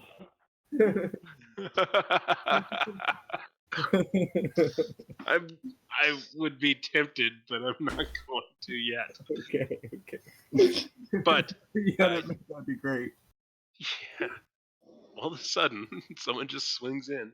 But no, Don't worry, I got this. I'm Swings also in drunk. from the ring. you've got a ship here with no sails on it that is completely empty, and because you've just essentially cut and released everything you could, is just starting to drift slowly. What would you like to do? Aldrin's standing on the prow, in his head he just hears, the fucking Pirates of the Caribbean theme. And in reality, it's just slowly drifting towards a coral reef. It's just going with the tide. Yeah, it's just slowly going out and in and in and out. Does it actually have sails that just are all furled up? Well, do y'all want to search the ship and try to find out? Yeah. Yes. Okay. Go ahead and roll. Let's go with perception checks or something akin to it to try and figure out what kind of supplies are on this ship. Ooh, that's fantastic. 21. 8. All right. Mollymort, or rather Aldrin, you in your quick search don't find sails. You also don't find food or beds or anything really useful. Mollymort, you find barrels of what is almost certain to be very flammable material. Is it alcohol? Yeah, it seems like it's some kind of an alcohol, maybe. Ooh, I just had an idea that Can we drink it? you can summon creatures. You can summon full seahorses. You might be able to drink it. It looks like it's mostly put here as something to potentially catch the ship on fire, because they expected this wall to be rammed by other ships. Ah. And they wanted to catch the wall on fire to try and catch some of the Morning Star ships on fire. There are no useful supplies on board, and in fact, as you really explore it more, you think that this ship has probably also been sabotaged, Giant. and you wouldn't be able to steer it if you even started to get it to move. Ah, darn. Hmm. But it looks like it could be repaired in a short enough time period. Oh, repaired? Yeah, I'll start mending whatever. You would merely have to tow it into Oh, God. the docks and put it up on a dry dock to repair the chain and rudder. Well, you don't need a Um, chain and rudder if it's being pulled by giant seahorses. Or I could summon a water element. Oh yeah, there you go. Do we have long sticks that we can use as oars? Certainly not long enough to be able to push yourself through the relatively deep harbor here. And Start pulling up planks. Sleazy and Dirty start saying, maybe we should. I mean, why are we even here? We don't even know how to sail. They're just going to kill us. You see how many there are? It takes a minute to make cast this. Sorry, that's a lot of noise, Ormus. I'm going to mute you. It takes a minute for me to cast this. And I apologize, I don't have the stat sheet anywhere. But I'm going to summon a water elemental, use conjure elemental. You mean to pull it up for you? Okay, I'll pull it. Okay. What would you like to do with this water element? Tell it to move the ship for us. All right. Sees how drunk you are and starts pulling it. I love that. Hey. Oh.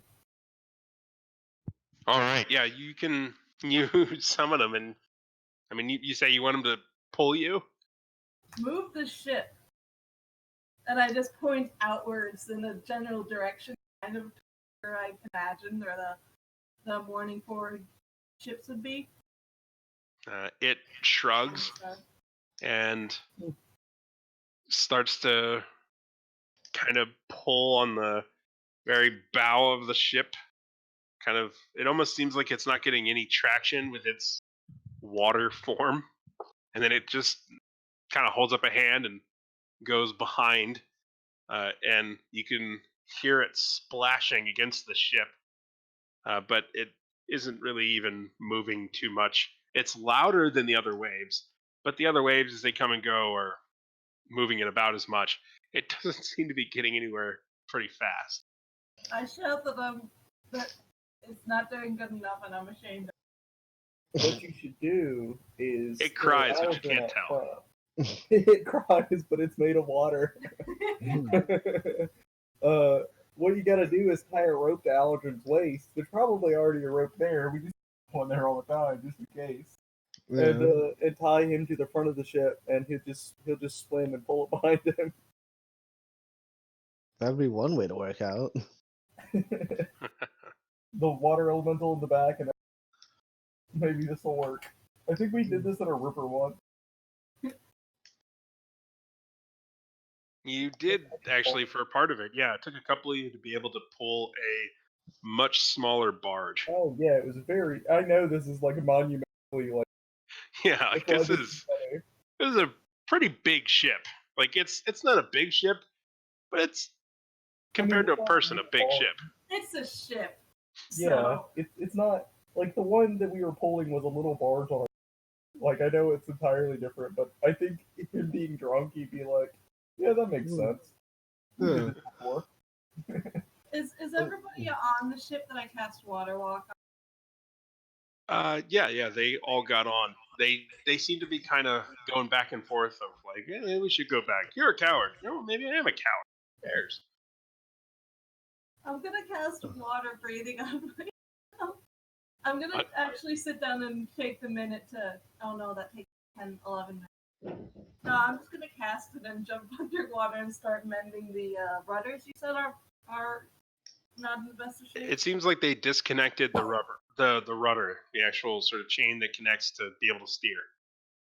Yeah, can I go try to do that to fix that? Yeah, you can certainly try. I'll cast water breathing on all of us. Yeah, I mean, they probably don't know they're not be able to water walk anymore. I'll cast water Wait. breathing, including on all. Is water walk concentration? It is. Okay. I wasn't sure. Water breathing is not though. I think they both are. Really? Okay. My Oh mistake. no, neither of them are. Okay, yeah, that's even better. That means that they would wait. So they have water breathing and water walk, so they can't get underwater. No, I'm gonna end water walk. Okay. All right, so you cast water breathing just on yourself, or On everybody. okay? Just cause I can. For And also, fun. everybody but one of the dwarves, because I want to on it so he can help me with doing this. I thought he already can breathe underwater. Can Yeah. all of them breathe underwater? Yeah. Oh, then never mind. I won't do any of that. Okay. He's a storm barbarian. I'll just tell him to go fix it. Tell Aldrin to go fix it. Yeah. Yeah. So, Aldrin, would you like to attempt to repair this ship? Yeah, I'll try and fix it. Do I All have right. mending? I'll give him guidance. And you think mending isn't going to be enough because it's not like they just cut something. Like Yeah. it's they seem to have removed parts, essentially. Yeah. You would need tools and you would need parts, some supplies. I mean, you can maybe get one of the chains that you dropped off to be able to work as a steering chain, but you Yeah. would have to get it and then also have the tools to disassemble various things and install it.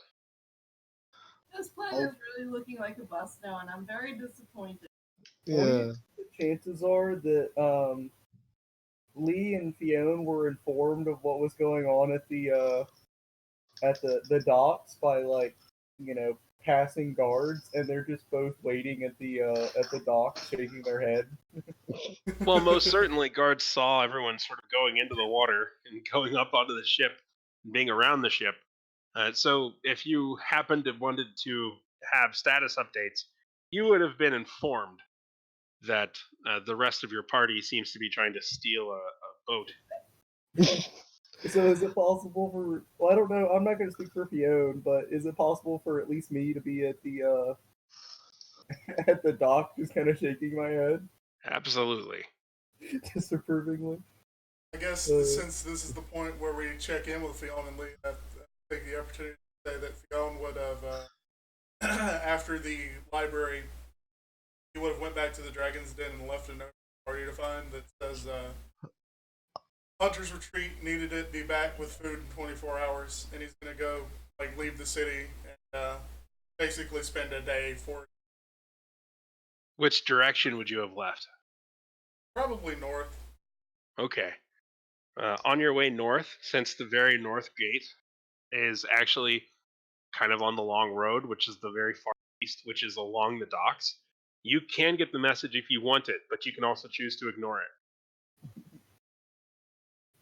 You know what? I feel like if I would have gotten the message, Fionn would have assumed that Lee knows already, and Fionn knows that Lee is the dad of the party, so he's probably already got it taken care of.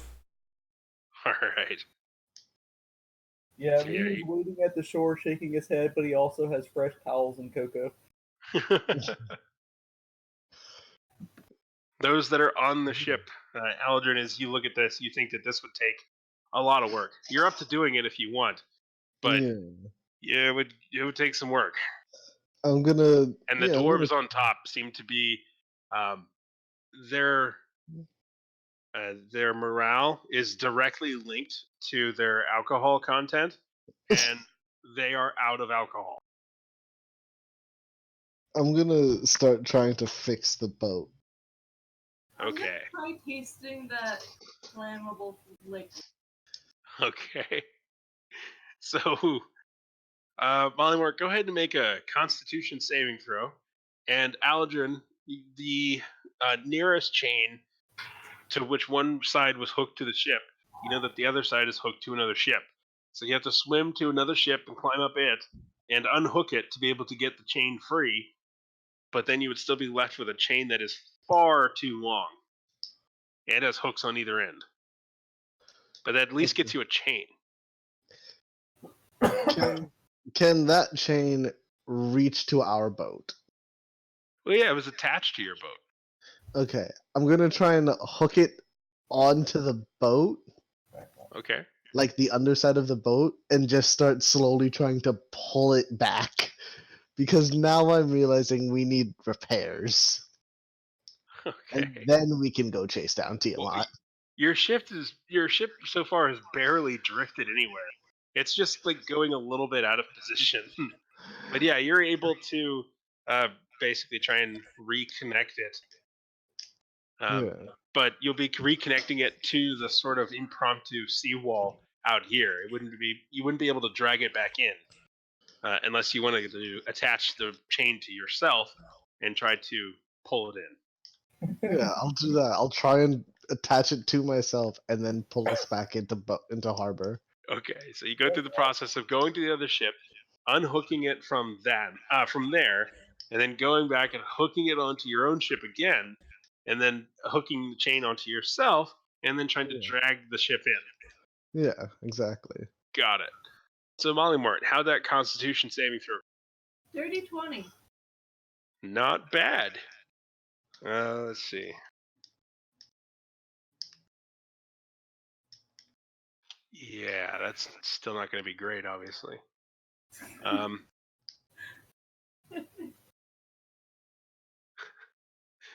Looking up the side effects for drinking this liquid. Oh my. All just right. Spontaneous. I was just Well, thinking about the fact. it could be a lot worse. Could be a heck of a lot worse. Yeah. That's for sure. But let's see. Toxicity. In the Sorry. city. I'm kind of all over the place here. But yeah, what'd you roll again? A 20? Yes. Yeah. Yeah. You just try to drink just a little bit of it, or like how much do you drink?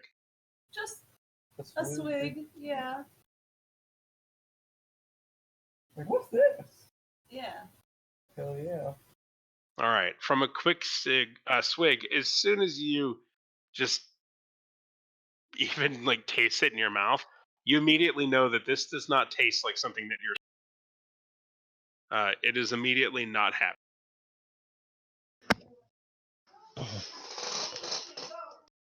Can I you? get an idea of what it is?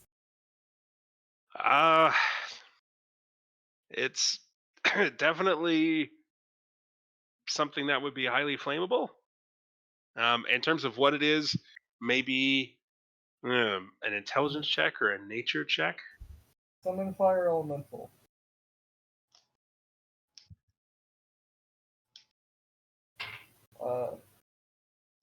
Oh, pretty. That dice is very pretty. 19. Ooh. Okay, with a 19, you know that this is akin to a fluid that can be made from basically like trees. Oh, This what is- alcohol? Yeah, it's basically like wood alcohol. Oh, is it not? What is it?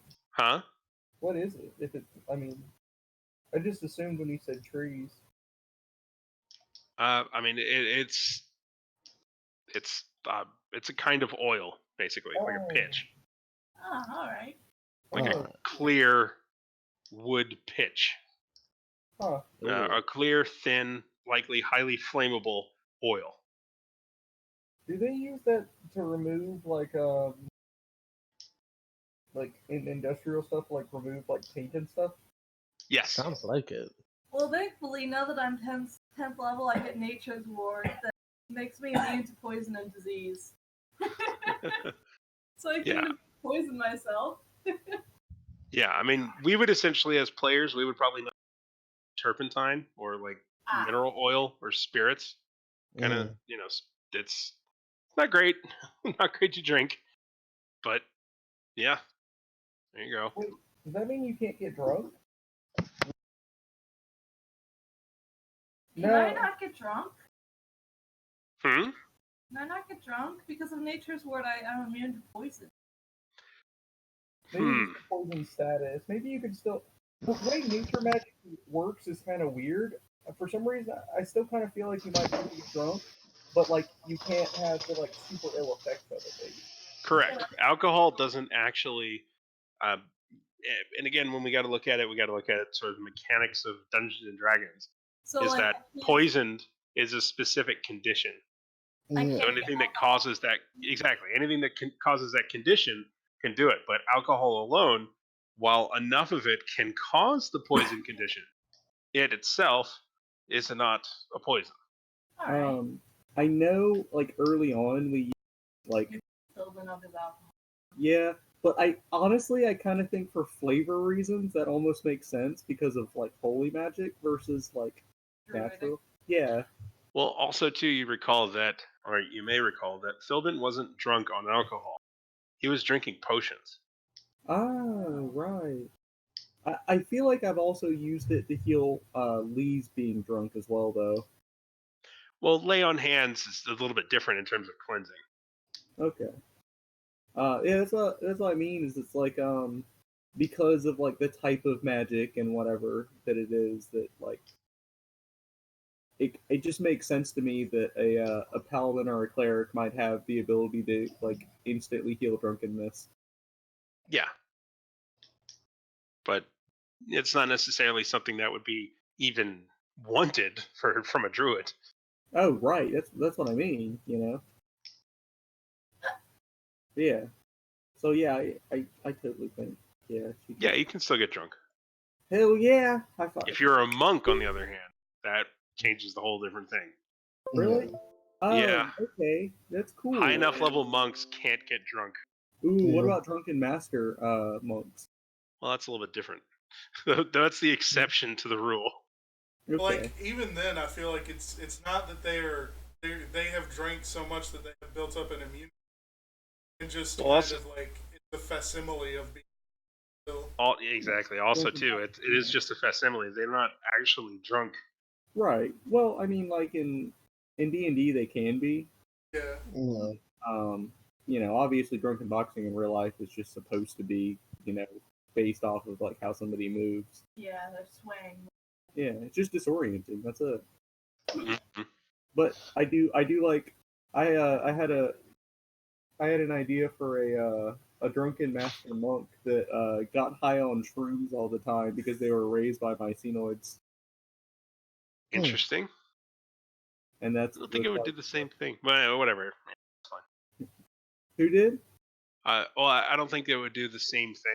But because it's the state of being drunk, the big benefit from it, at least from like a boxing or drunken boxing standpoint, isn't, well, for one, it is partly the under basically subverting expectations, but a lot of it has to do with the fact that drunk people don't get injured as much because they let their body contort in different ways to accept the force. There's an odd physics to it, and where an injury would come about, they would just move away from it. Much in the same way, insects are able to, like flies, can be next to a bomb and it goes off and it destroys a whole room, but it doesn't kill the fly. Yeah. It's because they're not like tensing up or something. Basically, they just kind of go with the flow, Yeah. and that's where a lot of it Ragdoll. comes from. Yeah, they're ragdoll. But yeah, they just like take a lot of hallucinogenic shrooms. And I imagine that would be a very different effect than alcohol, but that's fine. Well, it's flavor, I hear you, man. It's okay. But It's- on top of this ship, Molly Mort, you have got this mouthful of what you recognize to be something to not drink. Overall, Then you what would you like to do continue. with this information as Aldrin attempts to rig up a chain to tow the ship in without your knowledge? I stop drinking it, spit it out, and go to Aldrin would be like, "It doesn't taste good. It's not working. Let's go home." I'm already working on it. Can anybody see Leo on the I don't have my spyglass out, but I have a pretty high perception. You're far enough away that not really. No, I mean it's the docks are very wide, and you know which ship they're trying to get on, Lee, so you can see it. But from them, there's a lot of faces out there. You can't really, you know. But Okay. yeah, you're essentially on deck, and the other dwarves there are like, "Can we drink it? Are we? No. You don't Why want not? Dwarves probably. It smells really bad." And then one of them really bad. takes the now empty wine bottle that you had taken from your hat and just like starts to try and get some of it in there. And then the other one's just like, "What are you doing?" And just reaches in his and just gets a mouthful, or rather a kind of a cup handful, and just kind of pours it into his mouth. And he just immediately starts coughing. Kind of kneels over and grabs his chest. He's like, "That is awful." And then grabs another handful of it. And then the rest are kind of just shrug, and then just starts just slurping off the top, or dipping their faces in, and then bringing up their beards and kind of squeegeeing out their beards to get the liquid to drop into their mouth. You know, they're just doing all kinds of stuff to just drink this terrible, really not pleasant fluid. I shrug. Is the water elemental still active? Yeah. Okay. You can still hear him splashing on the back of the ship As he cries. as he cries. Yeah. But the ship isn't even turning. But it takes a long time for Aldrin to get the ship affixed to himself, and with the water elemental pushing against, let's see what happens here. Philbin, go, or rather, excuse me, Aldrin, if you would please roll. Let's go with the strength check. All right. Just strength or athletics? Strength. There's not really a tug of war element for athleticism. All right, that's a 12. Yeah, Oh. as expected. This ship doesn't even turn. It's just there. Yeah, this thing's 1,000 tons. Like it's not going anywhere. I'm I'm gonna keep trying. Hmm. I'm gonna keep trying to pull it towards shore. Okay. I guess as Aldrin continues to try, what are you gonna do, Molly Mort? Sorry, I couldn't hear you. Sorry, I'm just gonna sit down and wait for Aldrin. Okay. Basically, as you wait, the dwarves drink, and it seems like it's bad enough that some of them just decide to stop drinking, and you think that this is a really depressing moment for them. And then they just kind of all just lay down on the deck and just start to go to sleep. Oh my god, do that crap. But the ship continues to just slowly move adrift. And Lee, on dock some time ago, one of the quartermasters there said, "You want us to send somebody out to tow the ship in?" Or Yeah, it looks like they might need a little bit of help. all right. After some time, a ship will come aside and ask if y'all want a tow in. If you want that one, they're more than happy to let you use it. Yes. Yes. They nod and affix various ropes to it, and then start to sail it very slowly back into port, presumably to, or rather, then onto a kind of a dry dock where they can begin repairs to outfit it quickly for you all to sail on, if you so want. I'm still game for chasing down Morningstar. You still have 8 dwarves unconscious on the deck of the ship. Lee will be there waiting with hugs, cocoa, and towels. Molly definitely needs hugs. Dude, I was debating over here cling to the guy who brought us help, or maybe just Aldrin. Probably hug Lee. Yeah. And just cling to him for a little bit. Because now I have my own theory as to why they were going to attack Bakata. Yeah. Because it had the heart of Bahamut. True. And now it's not here, it's in Hope, so they're chasing down the heart of Bahamut. Yeah, but it's been out for a while now. I mean, Tiamat only just appeared, so. While all this is going on, Lee will be going around Molly and all of the dwarves in towels like burritos. Mhm. Well, I mean, we didn't get wet. Well, yeah, I want you all to be warm and comfortable, Oh, okay. and then I'll cast lay on hands on each one as I go around to make them feel better. They don't seem to be unconscious. They don't seem to be toxicified or whatever in some Okay. sense. They're just asleep. Okay, I'll let them sleep then. Get them all pillows. Oh yeah, you go and you wrap them all up, and they got pillows, and they just continue to just sleep there. These Tuck 'em. 8 ugly, smelly dwarves. Lee's mumbles something under his breath about such sweet babies and goes about his day. Molly's still clinging to Lee. All right. You are currently wrapped up like a burrito. So you have a ship that is being readied for travel. You got most of your party here. What do y'all want to do? Let's go back to the Dragonstone. It takes a little bit of convincing, but Ormus will continue to go back. I think he still wants to, like, we could still just go out and just a little fight with Morningstar, just a little fight. But anyway. Okay. Well, I mean, like, if Aldrin and them want to go do that, like, I won't make them go to. With convincing, he goes back. But how about you, Aladin? I'm heading back because for what I have planned, it's going to be a long journey. Okay. Fair. Molly's down for whatever. But We're yeah, so basically going to be acting as a harassing force to slow Morningstar down as much as possible. Okay. Or at least I will while we try and resurrect Bahamut. Okay. yeah, he explains this plan while walking back. And when you get back to the Dragon's Den,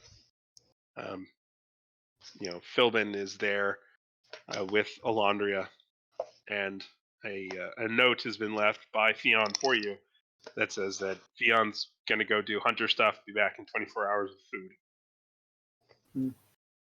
All right. Well, we don't have to do anything immediately. We just found out we had a lot of. I just figured, whenever we get together and convene, but honestly, we all probably need a vacation before that, and it's gonna take them months to get to Hope anyway. Yeah. But we don't know how long it'll take to resurrect Bahamut. That's why. true. That's why I kind of wanted to act as a slowing down force, because if anyone can go up to them, harass them a bunch, and then still keep close enough for them to not attack, Mm-hmm. like I can just tie a rope around myself, make a small enough hole under the side of their boat, and just tie myself along and be a little hitchhiker. I mean, yeah. I mean, you could also go down and discreetly drill holes into the bottoms of their ships. Yeah. Yeah. I mean, you can breathe underwater. That's a pretty big advantage. Yeah. Yeah, especially going up against ships. Yeah. Yeah. With a spear that can cut through anything. Like, True, very true. Yeah. like that might actually be the best place. I mean, I would agree that it might just be the best place for Aldrin if you want to do that. Yeah. And then while everyone else is just, resurrecting Bahamut, and then whenever you guys inevitably resurrect Bahamut, I don't know. We'll figure something out then. We'll cross that bridge when we get there, but You're just thinning the herd. You're going around to each ship and poking them during the entire journey, and they're like, "Why do we keep sinking? What keeps happening? What's happening?" We sprung up 20 holes in the last 10 minutes. What's going on? yeah. We keep losing men. It's the dark spirit of the night. It's Oh. Umberly. We've been branded with a black spot. Allergen becomes an urban legend among Morningstar. Yeah. Among sailors, I'd say. Yeah, just sailors in general. I'm gonna have to know what this urban legend is because I have a sailor character that I want to know Oh god. know about this urban legend.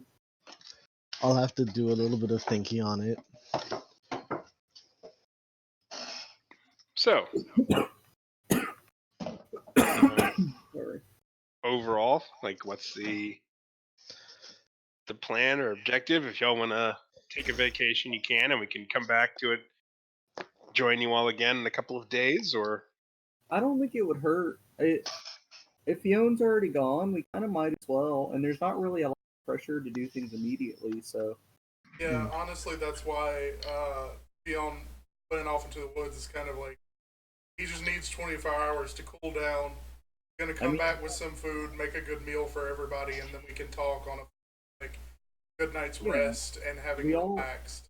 we all need downtime right now. Honestly, I think. Yeah, Let's just do something fun. because a Yeah, day or okay. two isn't gonna hurt. While this discussion is happening, Molly's gonna try to slip out, but I rolled at disadvantage because she was drunk, so I rolled a 9 for her Also to be restrained. stealthy. she's wrapped in the blanket with Lee, or what that her up in. Lee is swaddling her in one arm. She just like falls to the ground and tries to crawl out. Just Oh. inchworming towards the door. It's adorable. Where you going? Oh, that's sweet. Lee opens up his bag of snacks, starts offering her some. We got a lot of echo from you, Armus. Oh, sorry. Hold on one sec.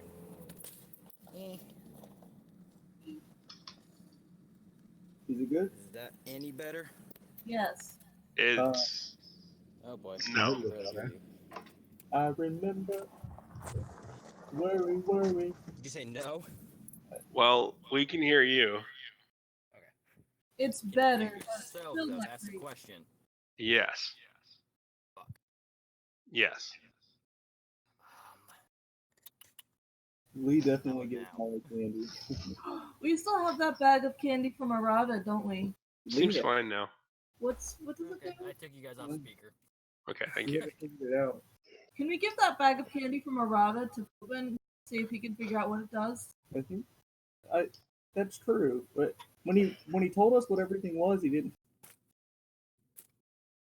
Yeah, he didn't remark on the candy. You can ask him though. You I certainly mean, could. Lee's been giving it to people this entire journey since we got it. No Molly's, major changes. Molly's going to ask him what it does while she's eating the couple pieces. All right. If when you ask Philbin what the candy does, he says, "Make people happy." Oh, it's not magic. He shakes his head. Oh, it's from Arada though. Yeah. He says, "Sometimes candy is just candy." Okay, she stuffs her gob. She gets head pat because she's a good Molly. All right. So since the party has basically decided they need a little bit of a break, what does everyone do for vacation?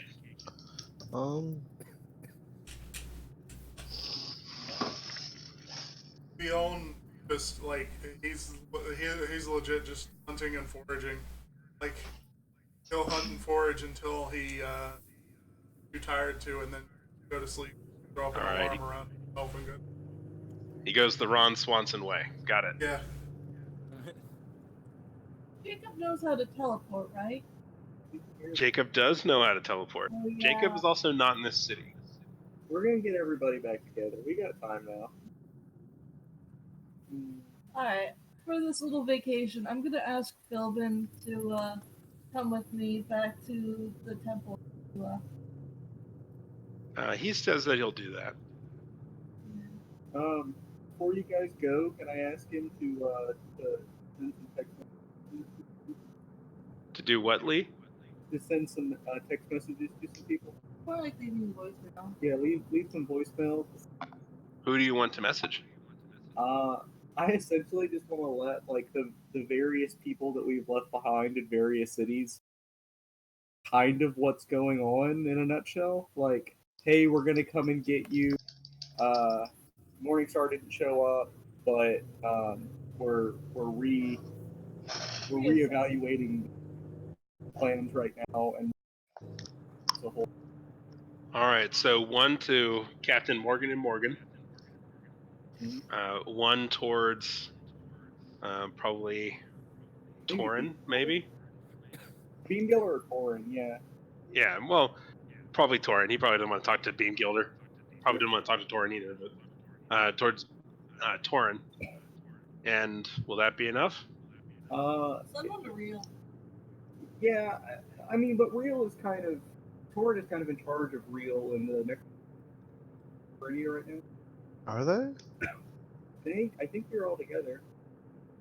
For the most part, everyone else, all of your NPCs, for the most part, are either in Hope or are in Torinia. Okay. Well, whoever's the leaders in either faction. So Morgan and Morgan can let whoever know, and then Torin can let Jake and Real. I can't remember the necromancer woman's name. That's fine. Zilra, okay. There are quite a few people there. Yeah. Let them know. I have Araban written down, but I don't remember the drow guy that we met in the caves. Herman? Well, he's not a drow. He was an elf that was married to a drow. Right. Correct. And that was Arban. And I love him and his family, and I hope they're interested. Yeah. Yeah, Arban and his wife, Ms. There was Silra, so I imagine we could ask Silra to pass him along. Okay. I mean, yeah. Whoever. Yeah, we'll send 3 messages. So who do you want to send the messages to? Yeah, one to Morgan, and one to instead of Silra, let's go with Real. Yeah. Yeah. Just hard. Okay, so one to Morgan and Morgan, one to Real. Yeah. I'd suggest sending one to the Necromancers too, maybe, so we can get that ball rolling. Third person was Torin.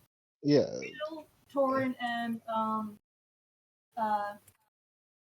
yes. Okay. So Captain Morgan and Morgan, Yes. and then one to Real, the exile, and then to Torin. Correct. Is Real the exile and the Necromancer, or? Yeah. Presumably Real- they're together. Yeah. Oh God, what if they're not? Well, And Buck. we'll find out. What do you want to say in these messages?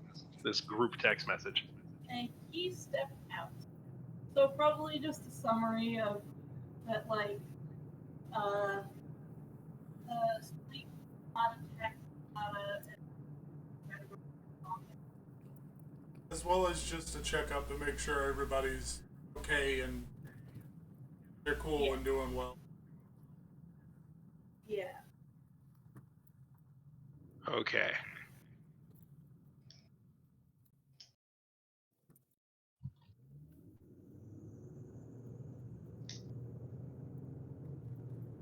All right, so he just says, so Tiamat is not attacking the city, just checking if everything is cool. Thumbs up? Yeah, that works. All right. He concentrates and sends off some messages. Oh. So let's see, what are you going to do for kind of vacation, Lee? I'm gonna stay in the city. I guess I don't know. I'll go later. Has everybody else already figured out what they're doing? I mean, I can ask someone else, I guess. So Fion's going camping. What are you doing, Aldrin? I am loading up that boat with as much spare supplies as we have. Just Okay. essentially rations and water. And weapons. I have an axe and I have a spear. Yeah, but And we that's also have dwarves. I mean, Oh, you're yeah. great. If He doesn't have a molly. yeah, if any of the dwarves want to come with me, they're more than welcome to. We also have Smash Mouth. It's true. Some of them will. Somebody once told me. Uh, I just hell. imagine Fiona with the fucking what is it? The bow of shit whispers, and he's just like, "This is such a cool, over the top weapon to hunt regular." Yeah. Oh yeah, he fully has tried it out at least, because he'll continue continue to use it if it doesn't obliterate whatever it hits. That's When- true. It might hit like a deer in the head and crush its skull. No more head. well, it does. It does sort of. It looks like somebody hit him on the side with, it's blunt damage. It does not piercing, but pretty devastating hits. You could also use it to do non-lethal ranged hits, kind of stun somebody if you only quickly pull it back a little bit. But yeah, you're able to use it to hunt pretty well. Okay, awesome. Yeah. So while the group is kind of splitting up to do a little bit of rest, what are you doing, Ormus? I'm gonna go spend time with mommy. All right, I figured you would do that. Family time. Like, hey mom, I just made a deal with. The devil. Again, Yeah, but not like just like a underdevil, but like the literal big devil. It's a good get. I worked my way up the chain of command Exactly. And to be someday I the will be the underling chain of the command. biggest bad. That was me. I did that. I did that. I did that. Anyway, so Molly Mort, you want to go visit the Temple of Sheila again? Yeah. All right. Mother Daisy. Yeah, Philbin is able to go with you, and you actually find yourself appearing in the kind of gazebo in the center of the underground garden that was that you were shown by Daisy in your time here, and it's quite peaceful, as to be expected. I'll take a moment of reverence, looking around, and just happy to be back before I go off to try to find Mother Daisy. All right. Philbin says he'll wait here a while. He'll be up at some point probably, but you're able to go off and try to find I'll nod Daisy. and give her a quick hug before I go. All right. He'll happily accept it and then take a seat in a kind of swinging chair.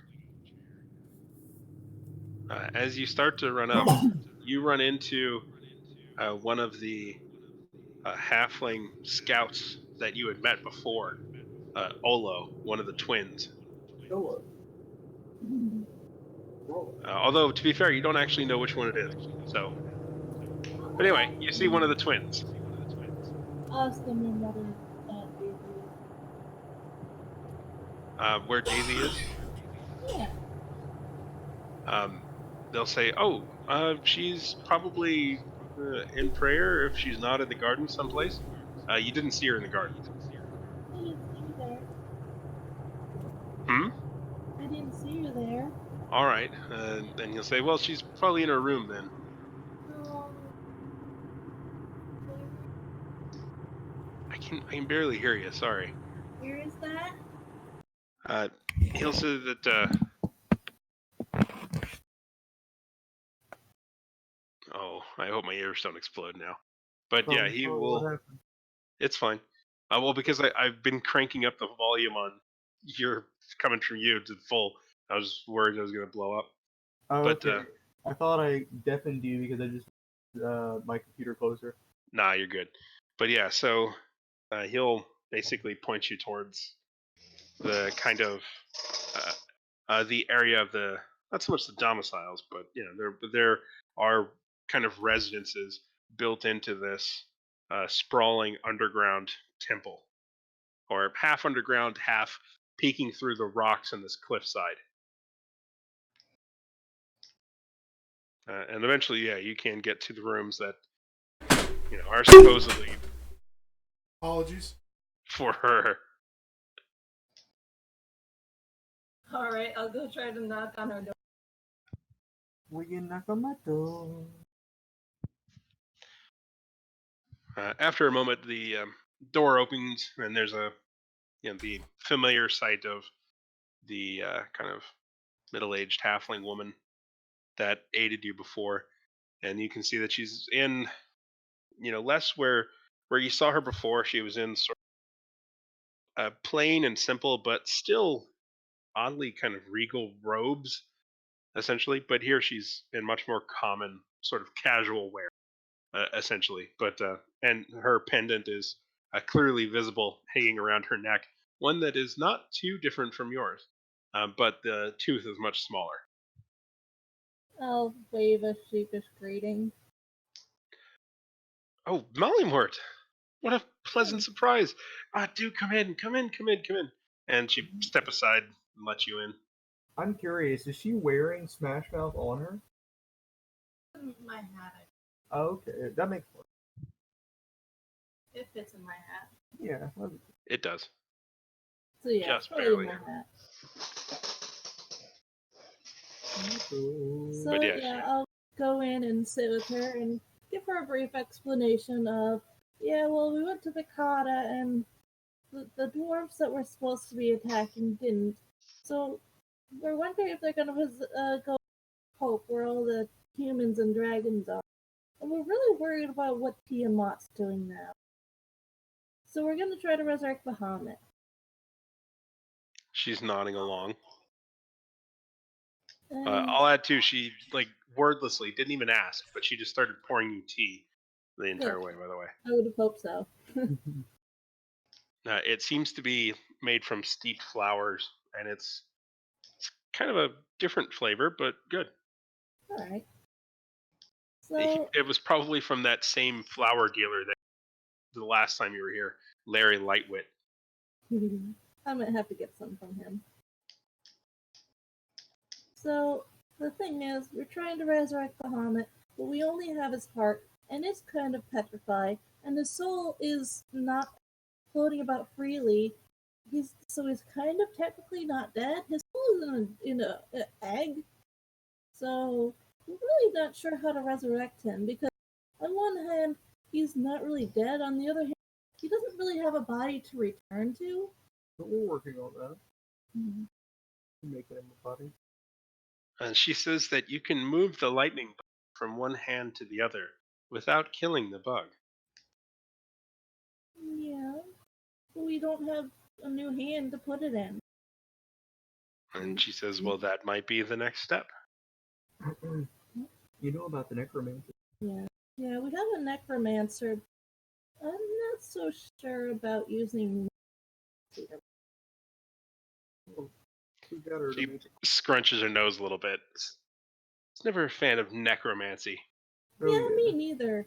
I do like the idea that we're basically getting a celestial cleric, a druidic, nature-oriented person, and a A dark necromancer.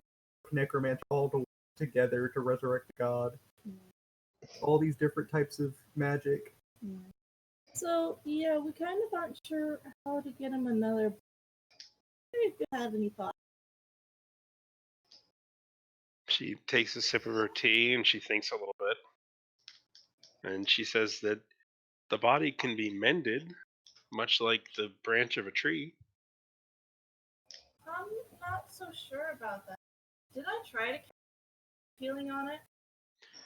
On the rock that is the heart, Yeah. We did. it's a rock. Yeah, it wouldn't take it, essentially. Yeah. You're able to look through the eye, so you're able to see the magic as if you cast detect magic through it. But you know that it is strongly imbued with magic. But at some point you attempted to break it or break it open. Yeah, and that kind of ruined the magic in that spot a little bit. Correct. You cracked a whole section off, which you were able to mend back on. But that section is now plain rock, and it doesn't have the same look through the magic. Sorry, Bahamut. Now you've got the heart. You've got heart disease. But yeah, you know that it is solid rock, that it is not living organics.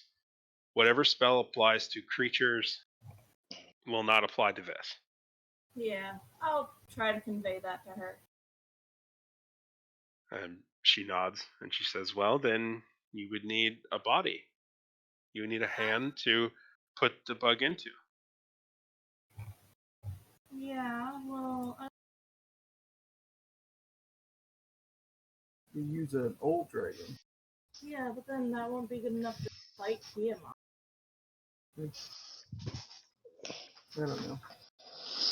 I mean, he's had another body already. Possess the woman who's been his caretaker. And he did have a form that he took for a while, known as Waldo, an old man, but he died. Did he die or did we kill him? I think we killed him. I think he just. He died. Yeah, and we didn't kill him.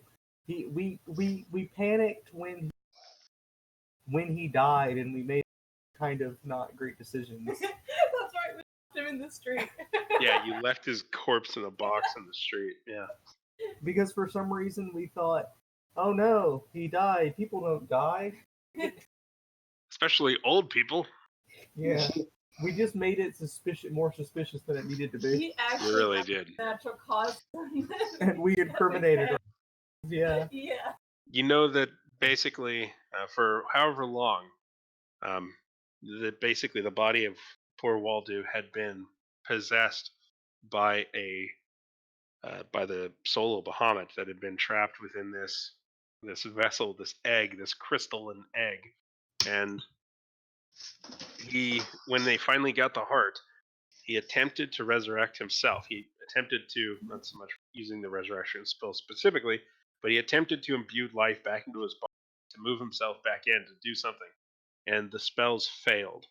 And it doesn't take too much of a medicine check that in the sheer excitement and the force of will that Bahamut was trying to push through the very weakened form of this blind Tanner was enough to overwhelm the mortal bonds, and he passed. And Bahamut seemed to be quite upset about this as well. You can recall that he actually spoke to the egg, saying, finally the time is here, my old friend, as if that Waldo was there, which presumably he was. And there was a light within the egg that went out as the mortal remained passed. But yeah, you remember that he died seemingly of some sort of a natural cause, and then Bahamut's soul retook its place in the egg. And you have seen it temporarily take the possession of Irini, the caretaker of Waldo. Yeah. I'll also tell her about our plan, kind of backup plan, to weaken not to the point where Bahamut may be. And you're saying that to Daisy? Yeah. She says that sounds very dangerous. Yeah, well, I mean, and I mean, yeah, Smash Mouth, and I'll pull it out of my here. We have the whole first. So all we don't have right now is the net. She nods. Molly, the prophesied one. So we basically have all the stuff in mind. First, Hang on, let me stop you there. You're breaking up a lot. Is anyone else getting issues? I am, yeah. Yeah, I'm getting it. Yeah. Could you move the computer closer, maybe, or lean in a bit or something? I think it's not picking up enough noise. I got you cranked to 200, and I think it's just not picking it up. Can you hear me now? I can get you, but let's see if we can get Molly more. yeah, I was a little further away. Okay. I Try it kinda again. have a human being in the way. Sorry, I'll move. I'm sitting in front of the computer. So. But I basically told her that that we got all the tools intended to kill Tiamat in the first place. Yeah, she nods and she says, that is good. Good to get everything in order. You'll definitely need them.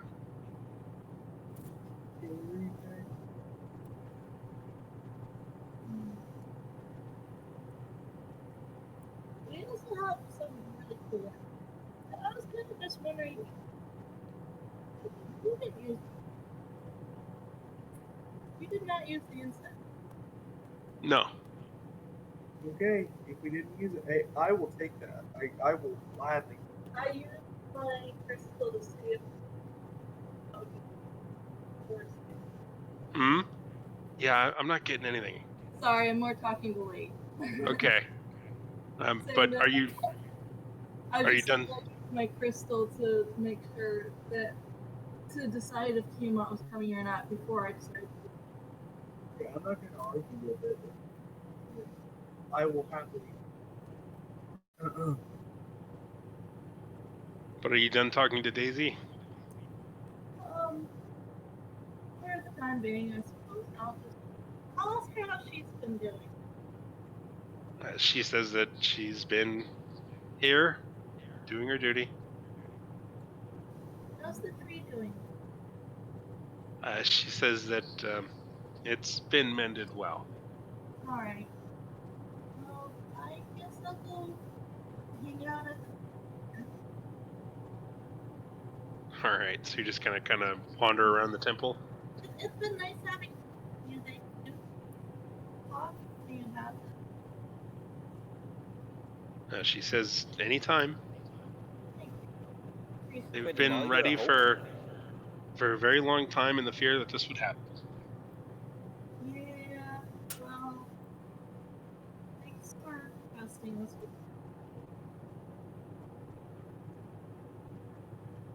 All right. Let's see here. So, Ormus is with his mom. Aldrin is doing various other ship stuff. Fion, how many days do you want to be away? Probably just 1 24-hour cycle. Okay, and Lee, what are you doing again? What time of year is it again? It's March-ish. It's about Marchish, but you're also pretty near the equator. Okay. It's not, even the coldest winters here are not. I'm gonna go out for a nice day with the family. Okay. I spend a lot of time with them that wasn't like high stress. Okay. Fion, when you return, you find Alondria alone in the dragon den. Where's Phil? Oh, Philippine's with Molly. Yep. I'll nod to her. You have a kitchen here? No. She shakes her head. All right, I'll be in the alley, and he's gonna throw up because the dragon's den is nearby the dock. Not really. I mean, it's like over a mile. But yeah, I mean, you could just, in terms of just going into the alley, you can certainly set up like a campfire if you wanted. It's a dead end alley, so. Yeah, I mean, pretty much. I'll just Do a barrel fire. yeah, just whatever traveling utensils I might have. It's like small pot and small saucepan. Sure. Do you have a mess kit? I'm sure I do. I don't have my character sheet right now. If anybody was gonna have a mess kit, it would be Theo, so I feel like that's fair. Mm-hmm. Ormus, we're supposed to kill. I think we're supposed to kill the king after we resurrect Bahamut. Well, actually, the queen would prefer you killed them before. Oh, okay. Because one of her conditions, Bahamut is very against violence in that sort of an aspect, but she wants it done for the kingdom. And one of her conditions of helping you was that you kill her husband and that you don't let Bahamut know that she was involved at all, because presumably she's probably brought it up like, maybe I should just kill my husband, and he's forbidden it. That's I mean, She wants it to be an accident or something that's not true. we have time for that. We should go ahead. I mean, whenever Philbin gets back, he could just teleport us, and then I'll put on a mask, and start rampaging through the castle until I kill the king, and then run away. Well, I And then mean, I feel like if we're going to physically assassinate him, stealth is the better option. Yeah, dragons, dude. Yeah. Dragons, my dude. The castle is full of them. Yeah. Oh God, yeah. I was thinking, oh yeah, it's just average guards, and then I Yeah, remember, oh dragons. yeah, it's dragons. But we could take humans, but I'm not assaulting a castle that's full of fucking dragons. Yeah, and remember, our plan is to reincarnate him so that way he won't be like revived. That's the only way that to help with that. But they don't seem to have very far advanced magic in this place, which is True. weird because dragons. But Yeah. But maybe still, maybe it like seems- healing magic. It seems like a necessary precaution either way. Well, plus it's the only way that Lee will. Yeah, I mean, it certainly helps with the mulling conscience too. Yeah. Yeah, like, Because- honestly, Fionn has debated the idea of while they were flipping his mask on or going disguise self and slipping into the castle and just murking him, but he knows that Lee and Molly would not approve of that. He used them as his Jiminy Cricket, so. Yeah. I mean, yeah. If Lee's going to be a part of it, we've got to do it ethically. Unfortunately, which really grinds my gears. Anyway. It's hard being a moral character. I hate it. Yeah. Certainly is tough. But after however many days you all want to take apart, you're able to come back together.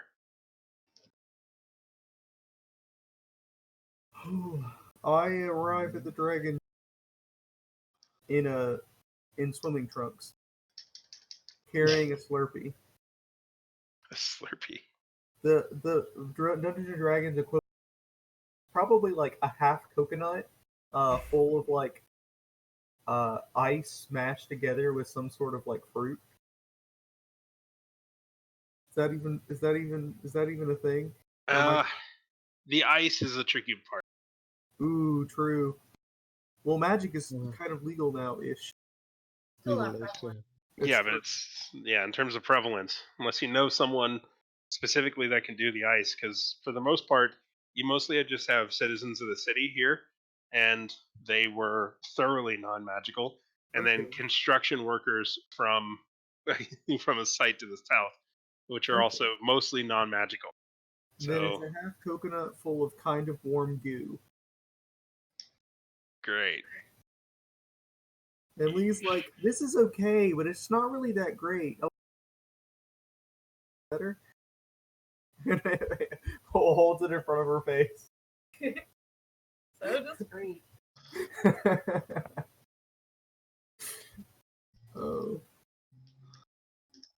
Prestige could make it chilly. that's true. Mm-hmm. I don't have prestidigitation though. Nor do I. Any ideas, Wander? Yeah. I mean, you could just start wandering around begging for people that know prestidigitation. Well, I'm already at the Dragon's Den. Oh, In- if you're at the Dragon's Den, then that's not an issue. Yeah, Right. I'm wearing swimming trunks, holding this half coconut, standing in front of her. But you show up with it being disgusting and then ask for her help with it. Yeah, I'm like eating it, and then every time I take a sip, it's like I like grimace, and I just kind of look up at her, and then I just look back down and back up at her, take another bite, and grimace. And she says, "You want it cold?" It's like, is that even an option? Yes, please. I didn't know that. I'd never even thought of this. This is brilliant. She can take it, hold it in both hands, and then breathe on it. And when she hands it back to you, you can feel the coconut itself. It's almost frozen solid. Like Oh man. it's frosty. Like your fingers would almost stick to it if it. It's so cold. I taste it. It's got a And- shell of frost over the it's got like an eighth of an inch thick shell of crust ice on the top that you got to crack through. I break through it, taste it, and I just like my eyes open wide, and I'm just like, Alondra, I don't know if you know this, but you could start a business. Start a business with this. It'd be super popular, you know, because it's so hot. She says that she'll consider it. She's gonna consider opening up a shaved ice stand. Yeah, she'll consider it. I love the idea of an ice dragon running a shaved ice stand. So, at this point, we've been visiting the Dragon's Den long that before there wasn't really much seating or whatever, but I think Lee has probably installed a card table at this point. It's entirely possible. He sits down at the card table. All right. But the rest of you are able to be there and decide how you want to get things done. I'm assuming, Mollymort, you go back without. I mean, do you have more to ask Daisy about, or talk to anyone else about, or how many I don't days do you want to spend there, basically? I'll only spend the 1 day there, Okay. hoping to recuperate, but I will do my best to help wherever I can. Arini will give you more flowers too, like just some flowers. And in terms of helping things out, there's some just light gardening and things. Everything's pretty nice there. But yeah, she can give you those things, and she just says that she will be here whenever you need her, and that she stands ready to do what is necessary, whatever is necessary, for the difficult times coming ahead. I will do my best to take care of things without causing other people too much trouble. All right. But yeah, I'll just hang out for a day and help with what I can, and then I'll head home, or not home, but back to the Dragon's Den. Understood. And Alpha, or rather, Philbin will teleport you back.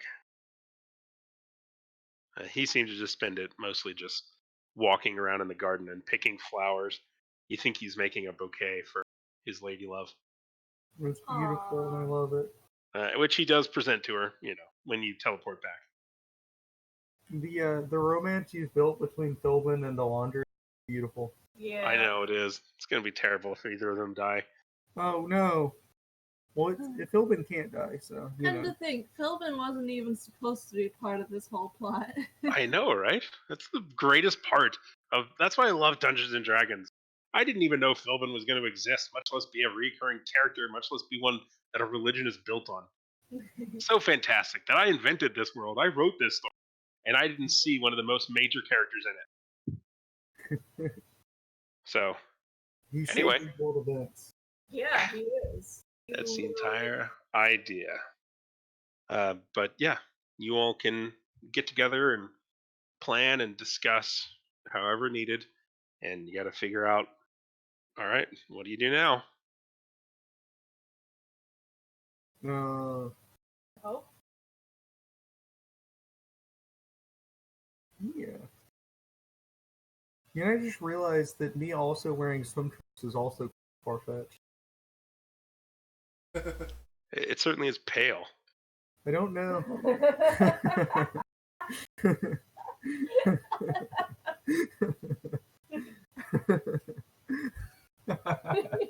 That was just really funny. I don't know what I'm wearing, Ben, but I'm wearing something. I mean, you could be wearing shorts. That's fine. Just I'll wear shorts. basically just short shorts. It's perfectly acceptable to swim in. That does seem like something that Lee would wear because he's basically just a good boy.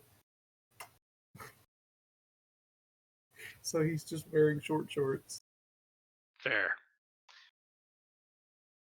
So you've got a ship that's full of supplies, and you've got a rough idea of some tasks that need to be done, up to and including killing a king of an ally, stealing a net from a fisherman, possibly finding a body, possibly making a body, possibly doing something to resurrect a god.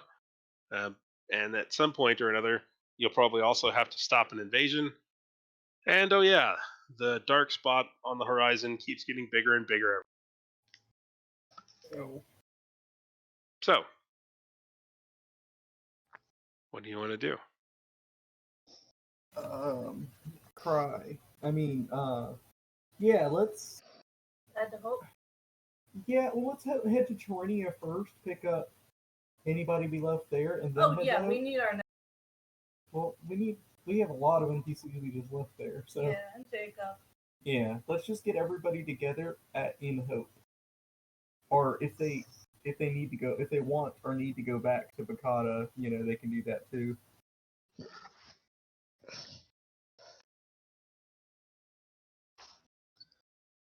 All right. So, more specifically, does the group want to teleport then to, Tyrannia, or do you want to go to Hope, or because you don't necessarily need the whole group to go to Tyrannia. That's true, but I You don't honestly, necessarily need the whole group to go to Hope, but go on. Or you I could go honestly- to Tyrannia and then go to Hope. yeah, I honestly just feel kind of bad, leaving everybody there. And Philbin won't be ready to go till tomorrow anyway. Yeah. Correct.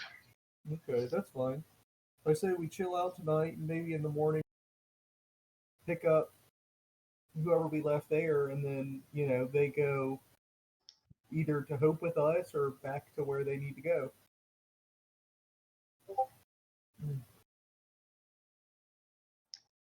I want to be. He really wants to just go and kill the king, Well, but he doesn't have a way to get to Hope. I mean, we go to Trinia and then we go to Hope, so he can go and take care of that there. Yeah, Trinia has teleport.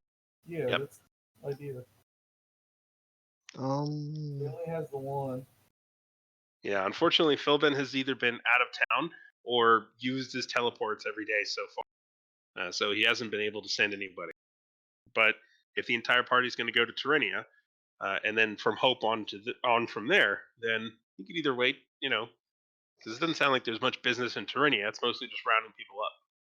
Yeah, just get everybody back together that we. Yeah. Okay. Now, who do you want to get together? Keeping in mind that one of your characters, or one of the NPCs here, founded a school because you essentially sold him into slavery for the school. Well, he's gonna stay there. Yeah. Yeah, he's happy to be there. So you can leave him. You can you're just trying to grab Torin and Jacob, and that's it. Or- Torn, Jacob, Real, and Yeah. All right. So the necromancer, the exile, the rebel commander, and the sort of dragonborn companion. yeah. Got it. Do you I want to? also- Or go on. I also want to touch bases with Aravan and his wife. Okay. And do you want to bring Elifar, Torin's advisor? If He's Torn in- goes- He's in Bakata. Okay, yeah, let's bring him when we teleport to Tyrannia. Yeah. And honestly, when we go there, because we're going to Tyrannia, I think I'll probably ask Torin if he wants to go to Hope. Because we definitely need the Necromancer, and Jacob would be useful to have. Because of his teleport. All right. So you can grab Elifar, and everyone can make your way towards to be able to teleport to Tyrannia and poof, United. easily enough. Aladrin, do you go as well? No, I think I'm gonna take whatever dwarves want to come with me and start harassing the Morningstar fleet.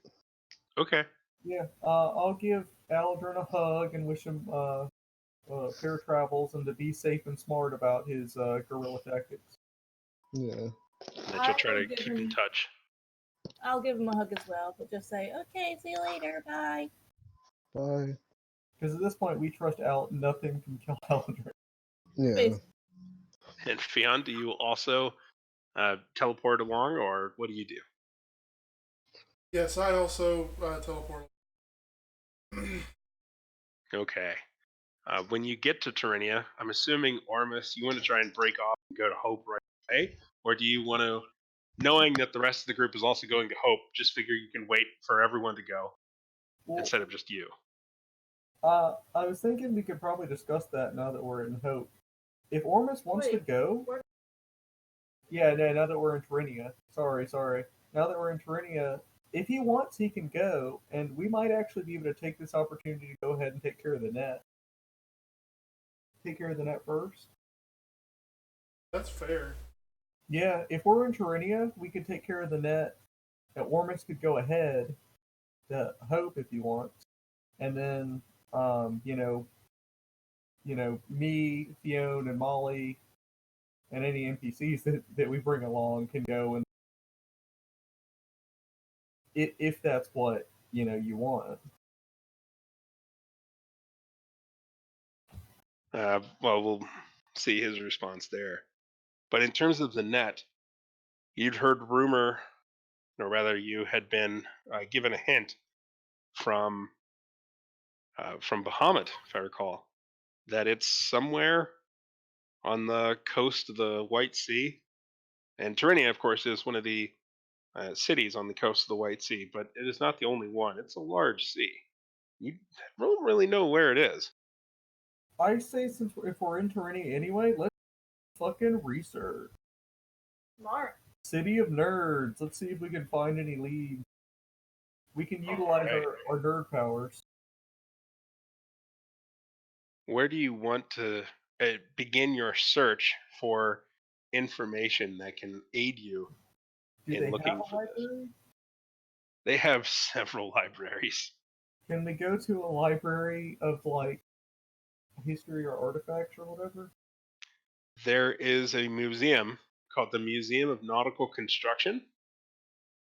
You've been to it several times. It has some stuff there. You might be able to. There might be archives nearby that are for aquatic things. You never know. But Well, that's one place to maybe start. okay. Sure, why not? We can start there. I mean, it sounds as good as anything else to me. So basically, as you are like, yeah, let's go find the net. Armis is just like, I'm probably just gonna go to Hope. Everyone Okay. cool with that? Thumbs up. I'm like, typically I would say somebody should go with you, but I don't know. I think you can handle this. If Fiona wants to go or Molly wants to go, they can go, but I'm fine. I'm fine with you going if you want. Again, our intention is to reincarnate him. So I'd have. That's true. I guess we could take care of this first. I mean, I can go with Ormus. I don't feel like I can add anything else to searching up that because we only have a very vague idea currently. Yeah, how about, okay, what do you guys think of this? Lee stays in Terinia with some nerds, and they do research, while Fiona, Ormus, and Molly go, because it's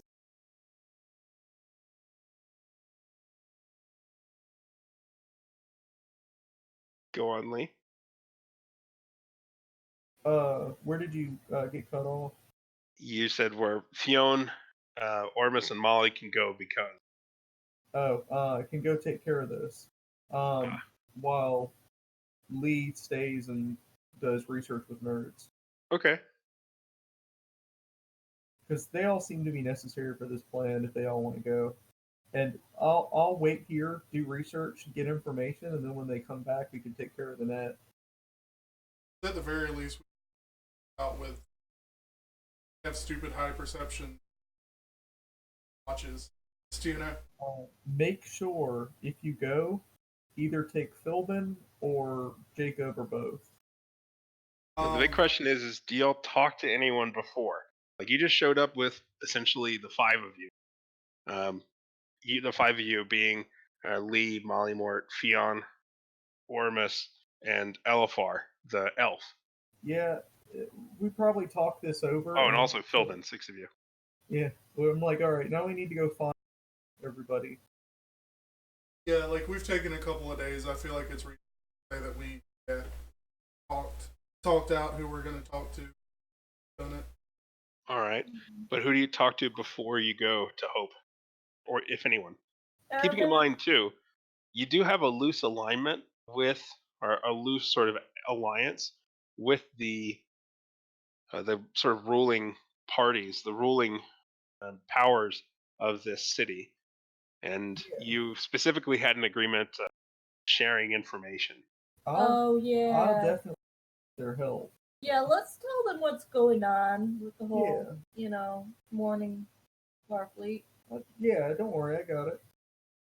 I'll tell them what's going on. I'll enlist their help of all their nerds. It'll be great. I'd like to go talk to Araban and his wife. All right. So let's see. Basically, like who goes where, who does what. I'm trying to, because it's like, oh, well, teleport. Well, no, we'll go talk. Okay, so Well- in terms of a succinct bit of it, who goes to talk to the administrators of the school, basically? I got it. I'll Just go. you? If Yeah, Who anybody got wants to called come. down to the principal's office? No, yeah, I feel like it's reasonable. Yeah, I mean, like, if you maybe Ormus or Fionn would know where to go to get in touch with the other guys. Everyone else here. Elafar is with you. Thulvin is with you. And Lee'd be like, "Don't worry, guys. I'll be right. I'm gonna go ask our friend the dean about this." And he hurries off and he hurries off to the building Gale is because he knows that's where the offices are, I guess. You're heading towards where again? Where the scale of Tiamat is. Okay. Yeah, towards the Museum of Ancient Wonders. Yeah, that's where the dean's office is, right? That's where one of the deans are. Yeah, Dune Chrono Marcus, Dean Marcus. Well, He's the one, guy that you've talked with the most. Yeah, the one we like have an understanding with is in full support of us. You're not quite No. sure if it's full support. It's supportive. Good enough. Yeah, Lee just kind of walks past security, and just starts making his way into the back. Well, the security does not want you to keep walking. Oh, It's okay. I know him. I know Dean Marcus. you have an appointment? Oh man, I didn't think to make an appointment. You got ID? You got anything? I can't just let random people in here, man. Do I have an ID for Ternia? You do. You have a golden pass that lets you go anywhere. I pull it out of my my pocket, and as I like slowly unsheath it, like golden light Yeah. cascades upon all of them, and You I'm present it like a holy relic, and they hide. They Well, this shun is- from it.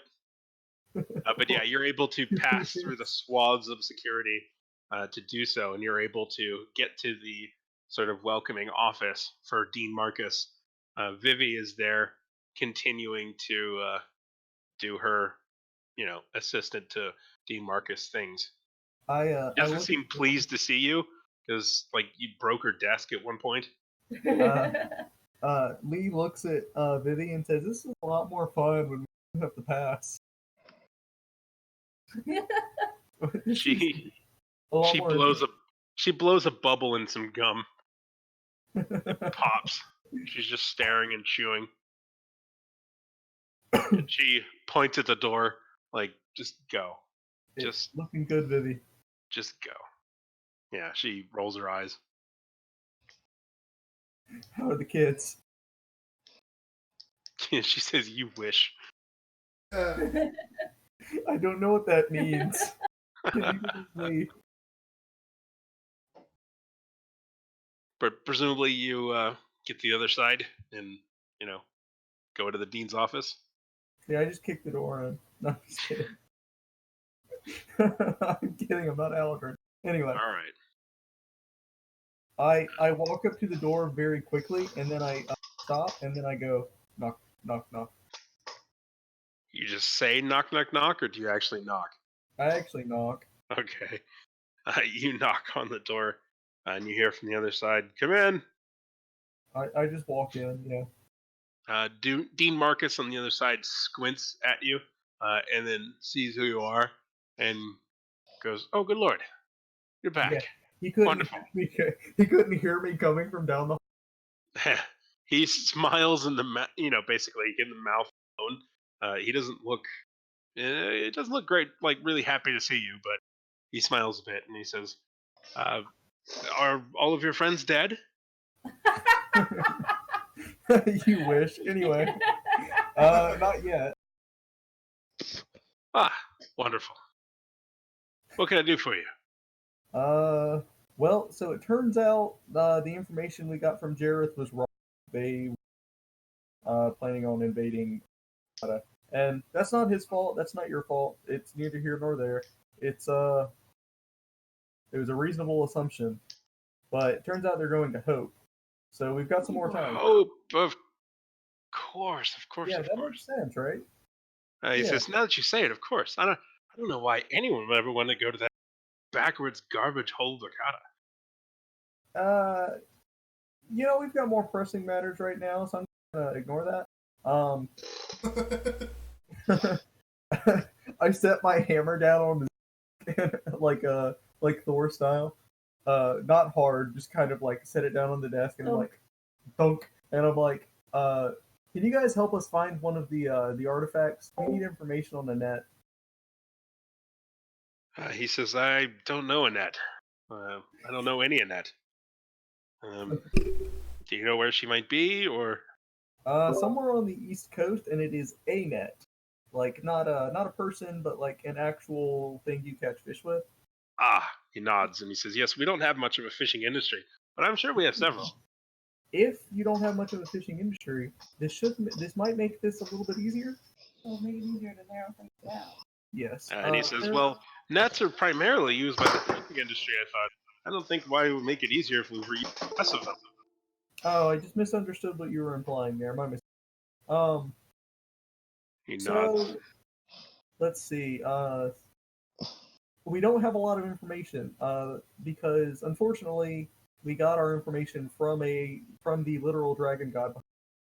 He apparently likes being very vague, or he just doesn't have more information. We do know that the net is with the Drow warlord. No, that was the bow. Yeah, you're right. Gosh. The I don't net. have my notes. The net is on the East Coast and belongs to a fisherman. You don't know that it's on the East Coast. Oh, okay. We don't know that. The White Sea. Correct. The coast of the White Sea. You don't know east, west, north, south, wherever. Ooh, this makes things complicated. A little bit. All we know is that and we need some nerds to help us find lore or any. So we He can nods. go and He grab says, it. "So, let me get this straight. You want to find a specific net, not just any net, but a specific net used by a fisherman in the second most fished waters in the world." Yes, unfortunately, but it is crazy magical and ancient, so that should narrow things down a little bit. He says, "Sure, yeah. We'll just test every net for magic, I guess. That won't take more than Trust how many me. decades do you have exactly?" No, we don't have to do that. Obviously, if something has the capabilities like legend surrounding it, giant beast captured by it, there's going to be a historical record of something like that. He says, "The only giant beast I've ever heard captured in the White Sea was Greatclaw." Exactly. Maybe Greatclaw is the solution. Get some nerds on that shit. He's looking at you like, "What do you want me to tell you?"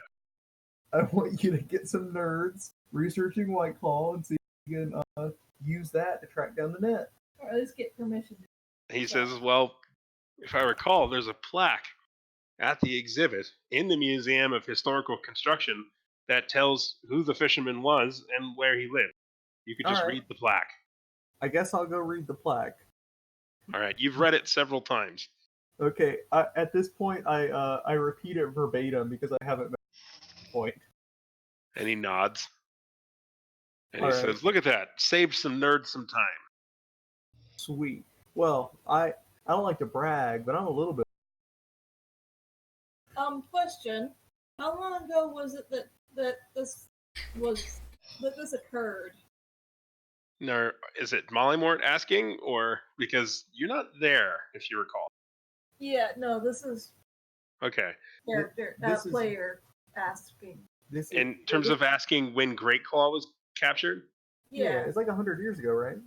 it's been several years. Okay. All right, only several years. So the person who did it may not be dead and still have the net. Yeah, that would be a decent lead. Let's. Yeah, I guess I'll just be like, you make a lot of good points, Mister. I'm bad at figuring things out, so He says, "Yes, I figured that out." He sighs a little bit, and he says, "So they weren't invading Bakata?" they were not. Okay. He nods and he says, "Of course." Did everyone come back fine? As I understand, there was some sort of mission. As far as I know, do I know about that? Yeah, you went to the ship. Yeah, I guess everybody did come back fine. And he says, "Good." And he says, "All right." And then my man with Jared? yeah, He's not with us. Where is Jared, by the way? I was We gone. left him behind. Yeah, I was off for this session, so I don't know what happened. he nods and kind of seems thoughtful a moment and says, "All right."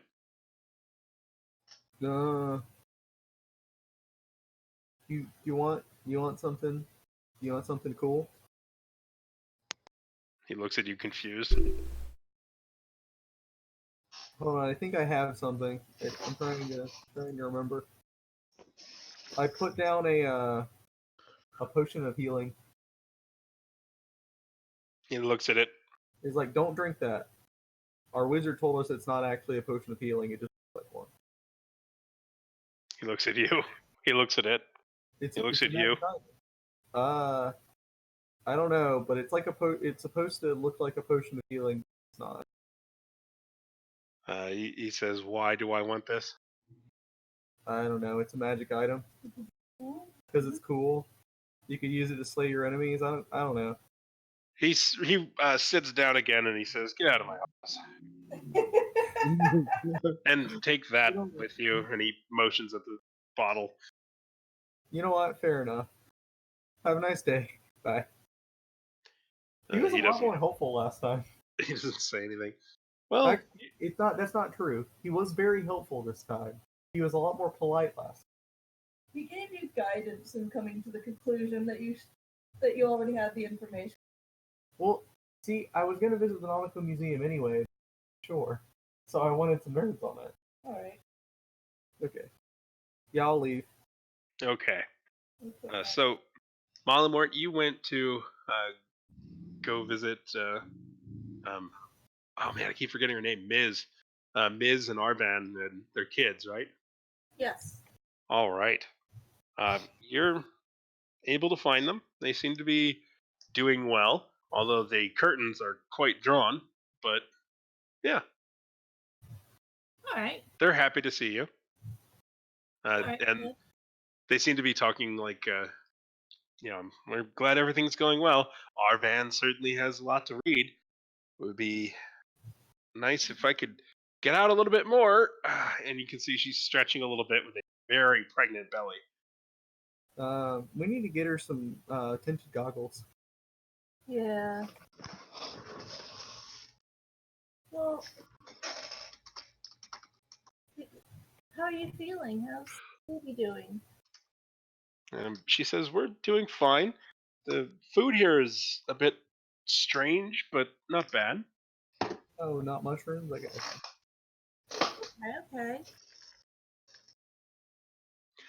Arban is reading a book, and the twins are, you're not quite sure where they are off to, but Miz is just, we're definitely glad we're here. It's good to be safe.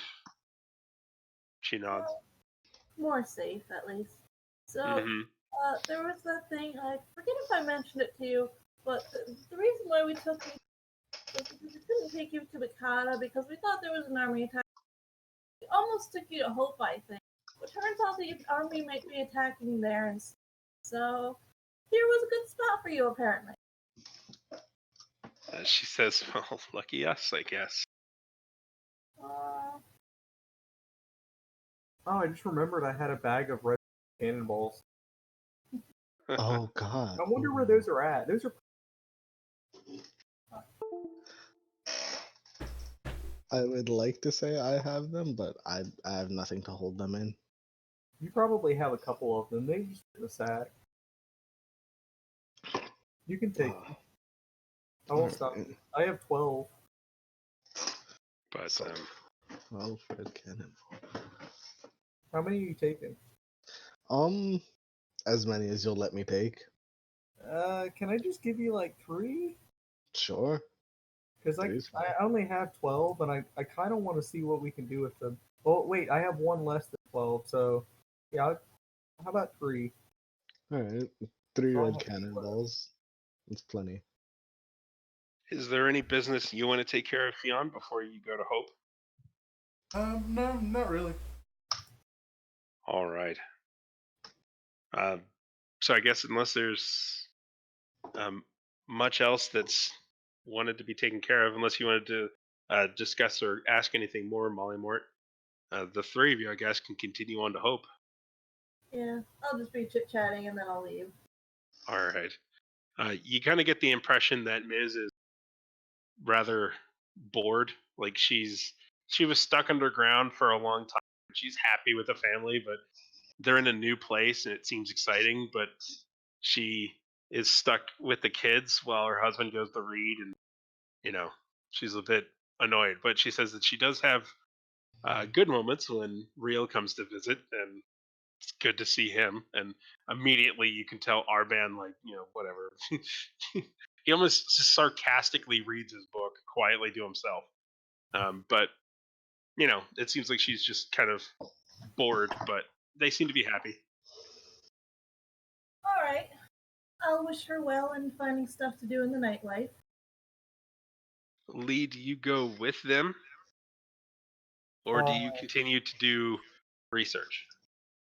I mean, at this point, I feel like we just have to go to. But I also don't think that, if anything, Lee would just get in the way of this because 1, he's unstealthy, and 2, he's morally bound not to do stuff like this for the most part. Well, you can continue to research then. I Figure think out. I'm going to stay and try to continue to research. Okay. I legitimately think I'm not going to be here. That's probably for the best. Yeah, you can continue to research while Ormus, Mollymort, and Fionn go on to Hope, and Aladrin has set sail with only 3 cannonballs, but is making his way across the seas with a spattering of rough and tumble crew, including a couple of the dwarves Yonder, that originally came. I thought for a second you said he set sail with only 3 cannons. Only 3, damn. Well, see, he only set sail with 2 people, so.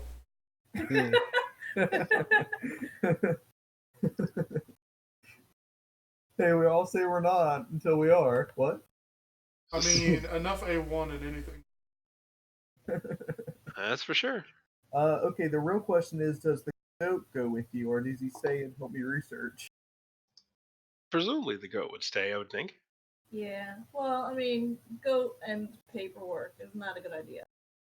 That's true, but it happens anyway because Lee is unaware of the impact of his actions.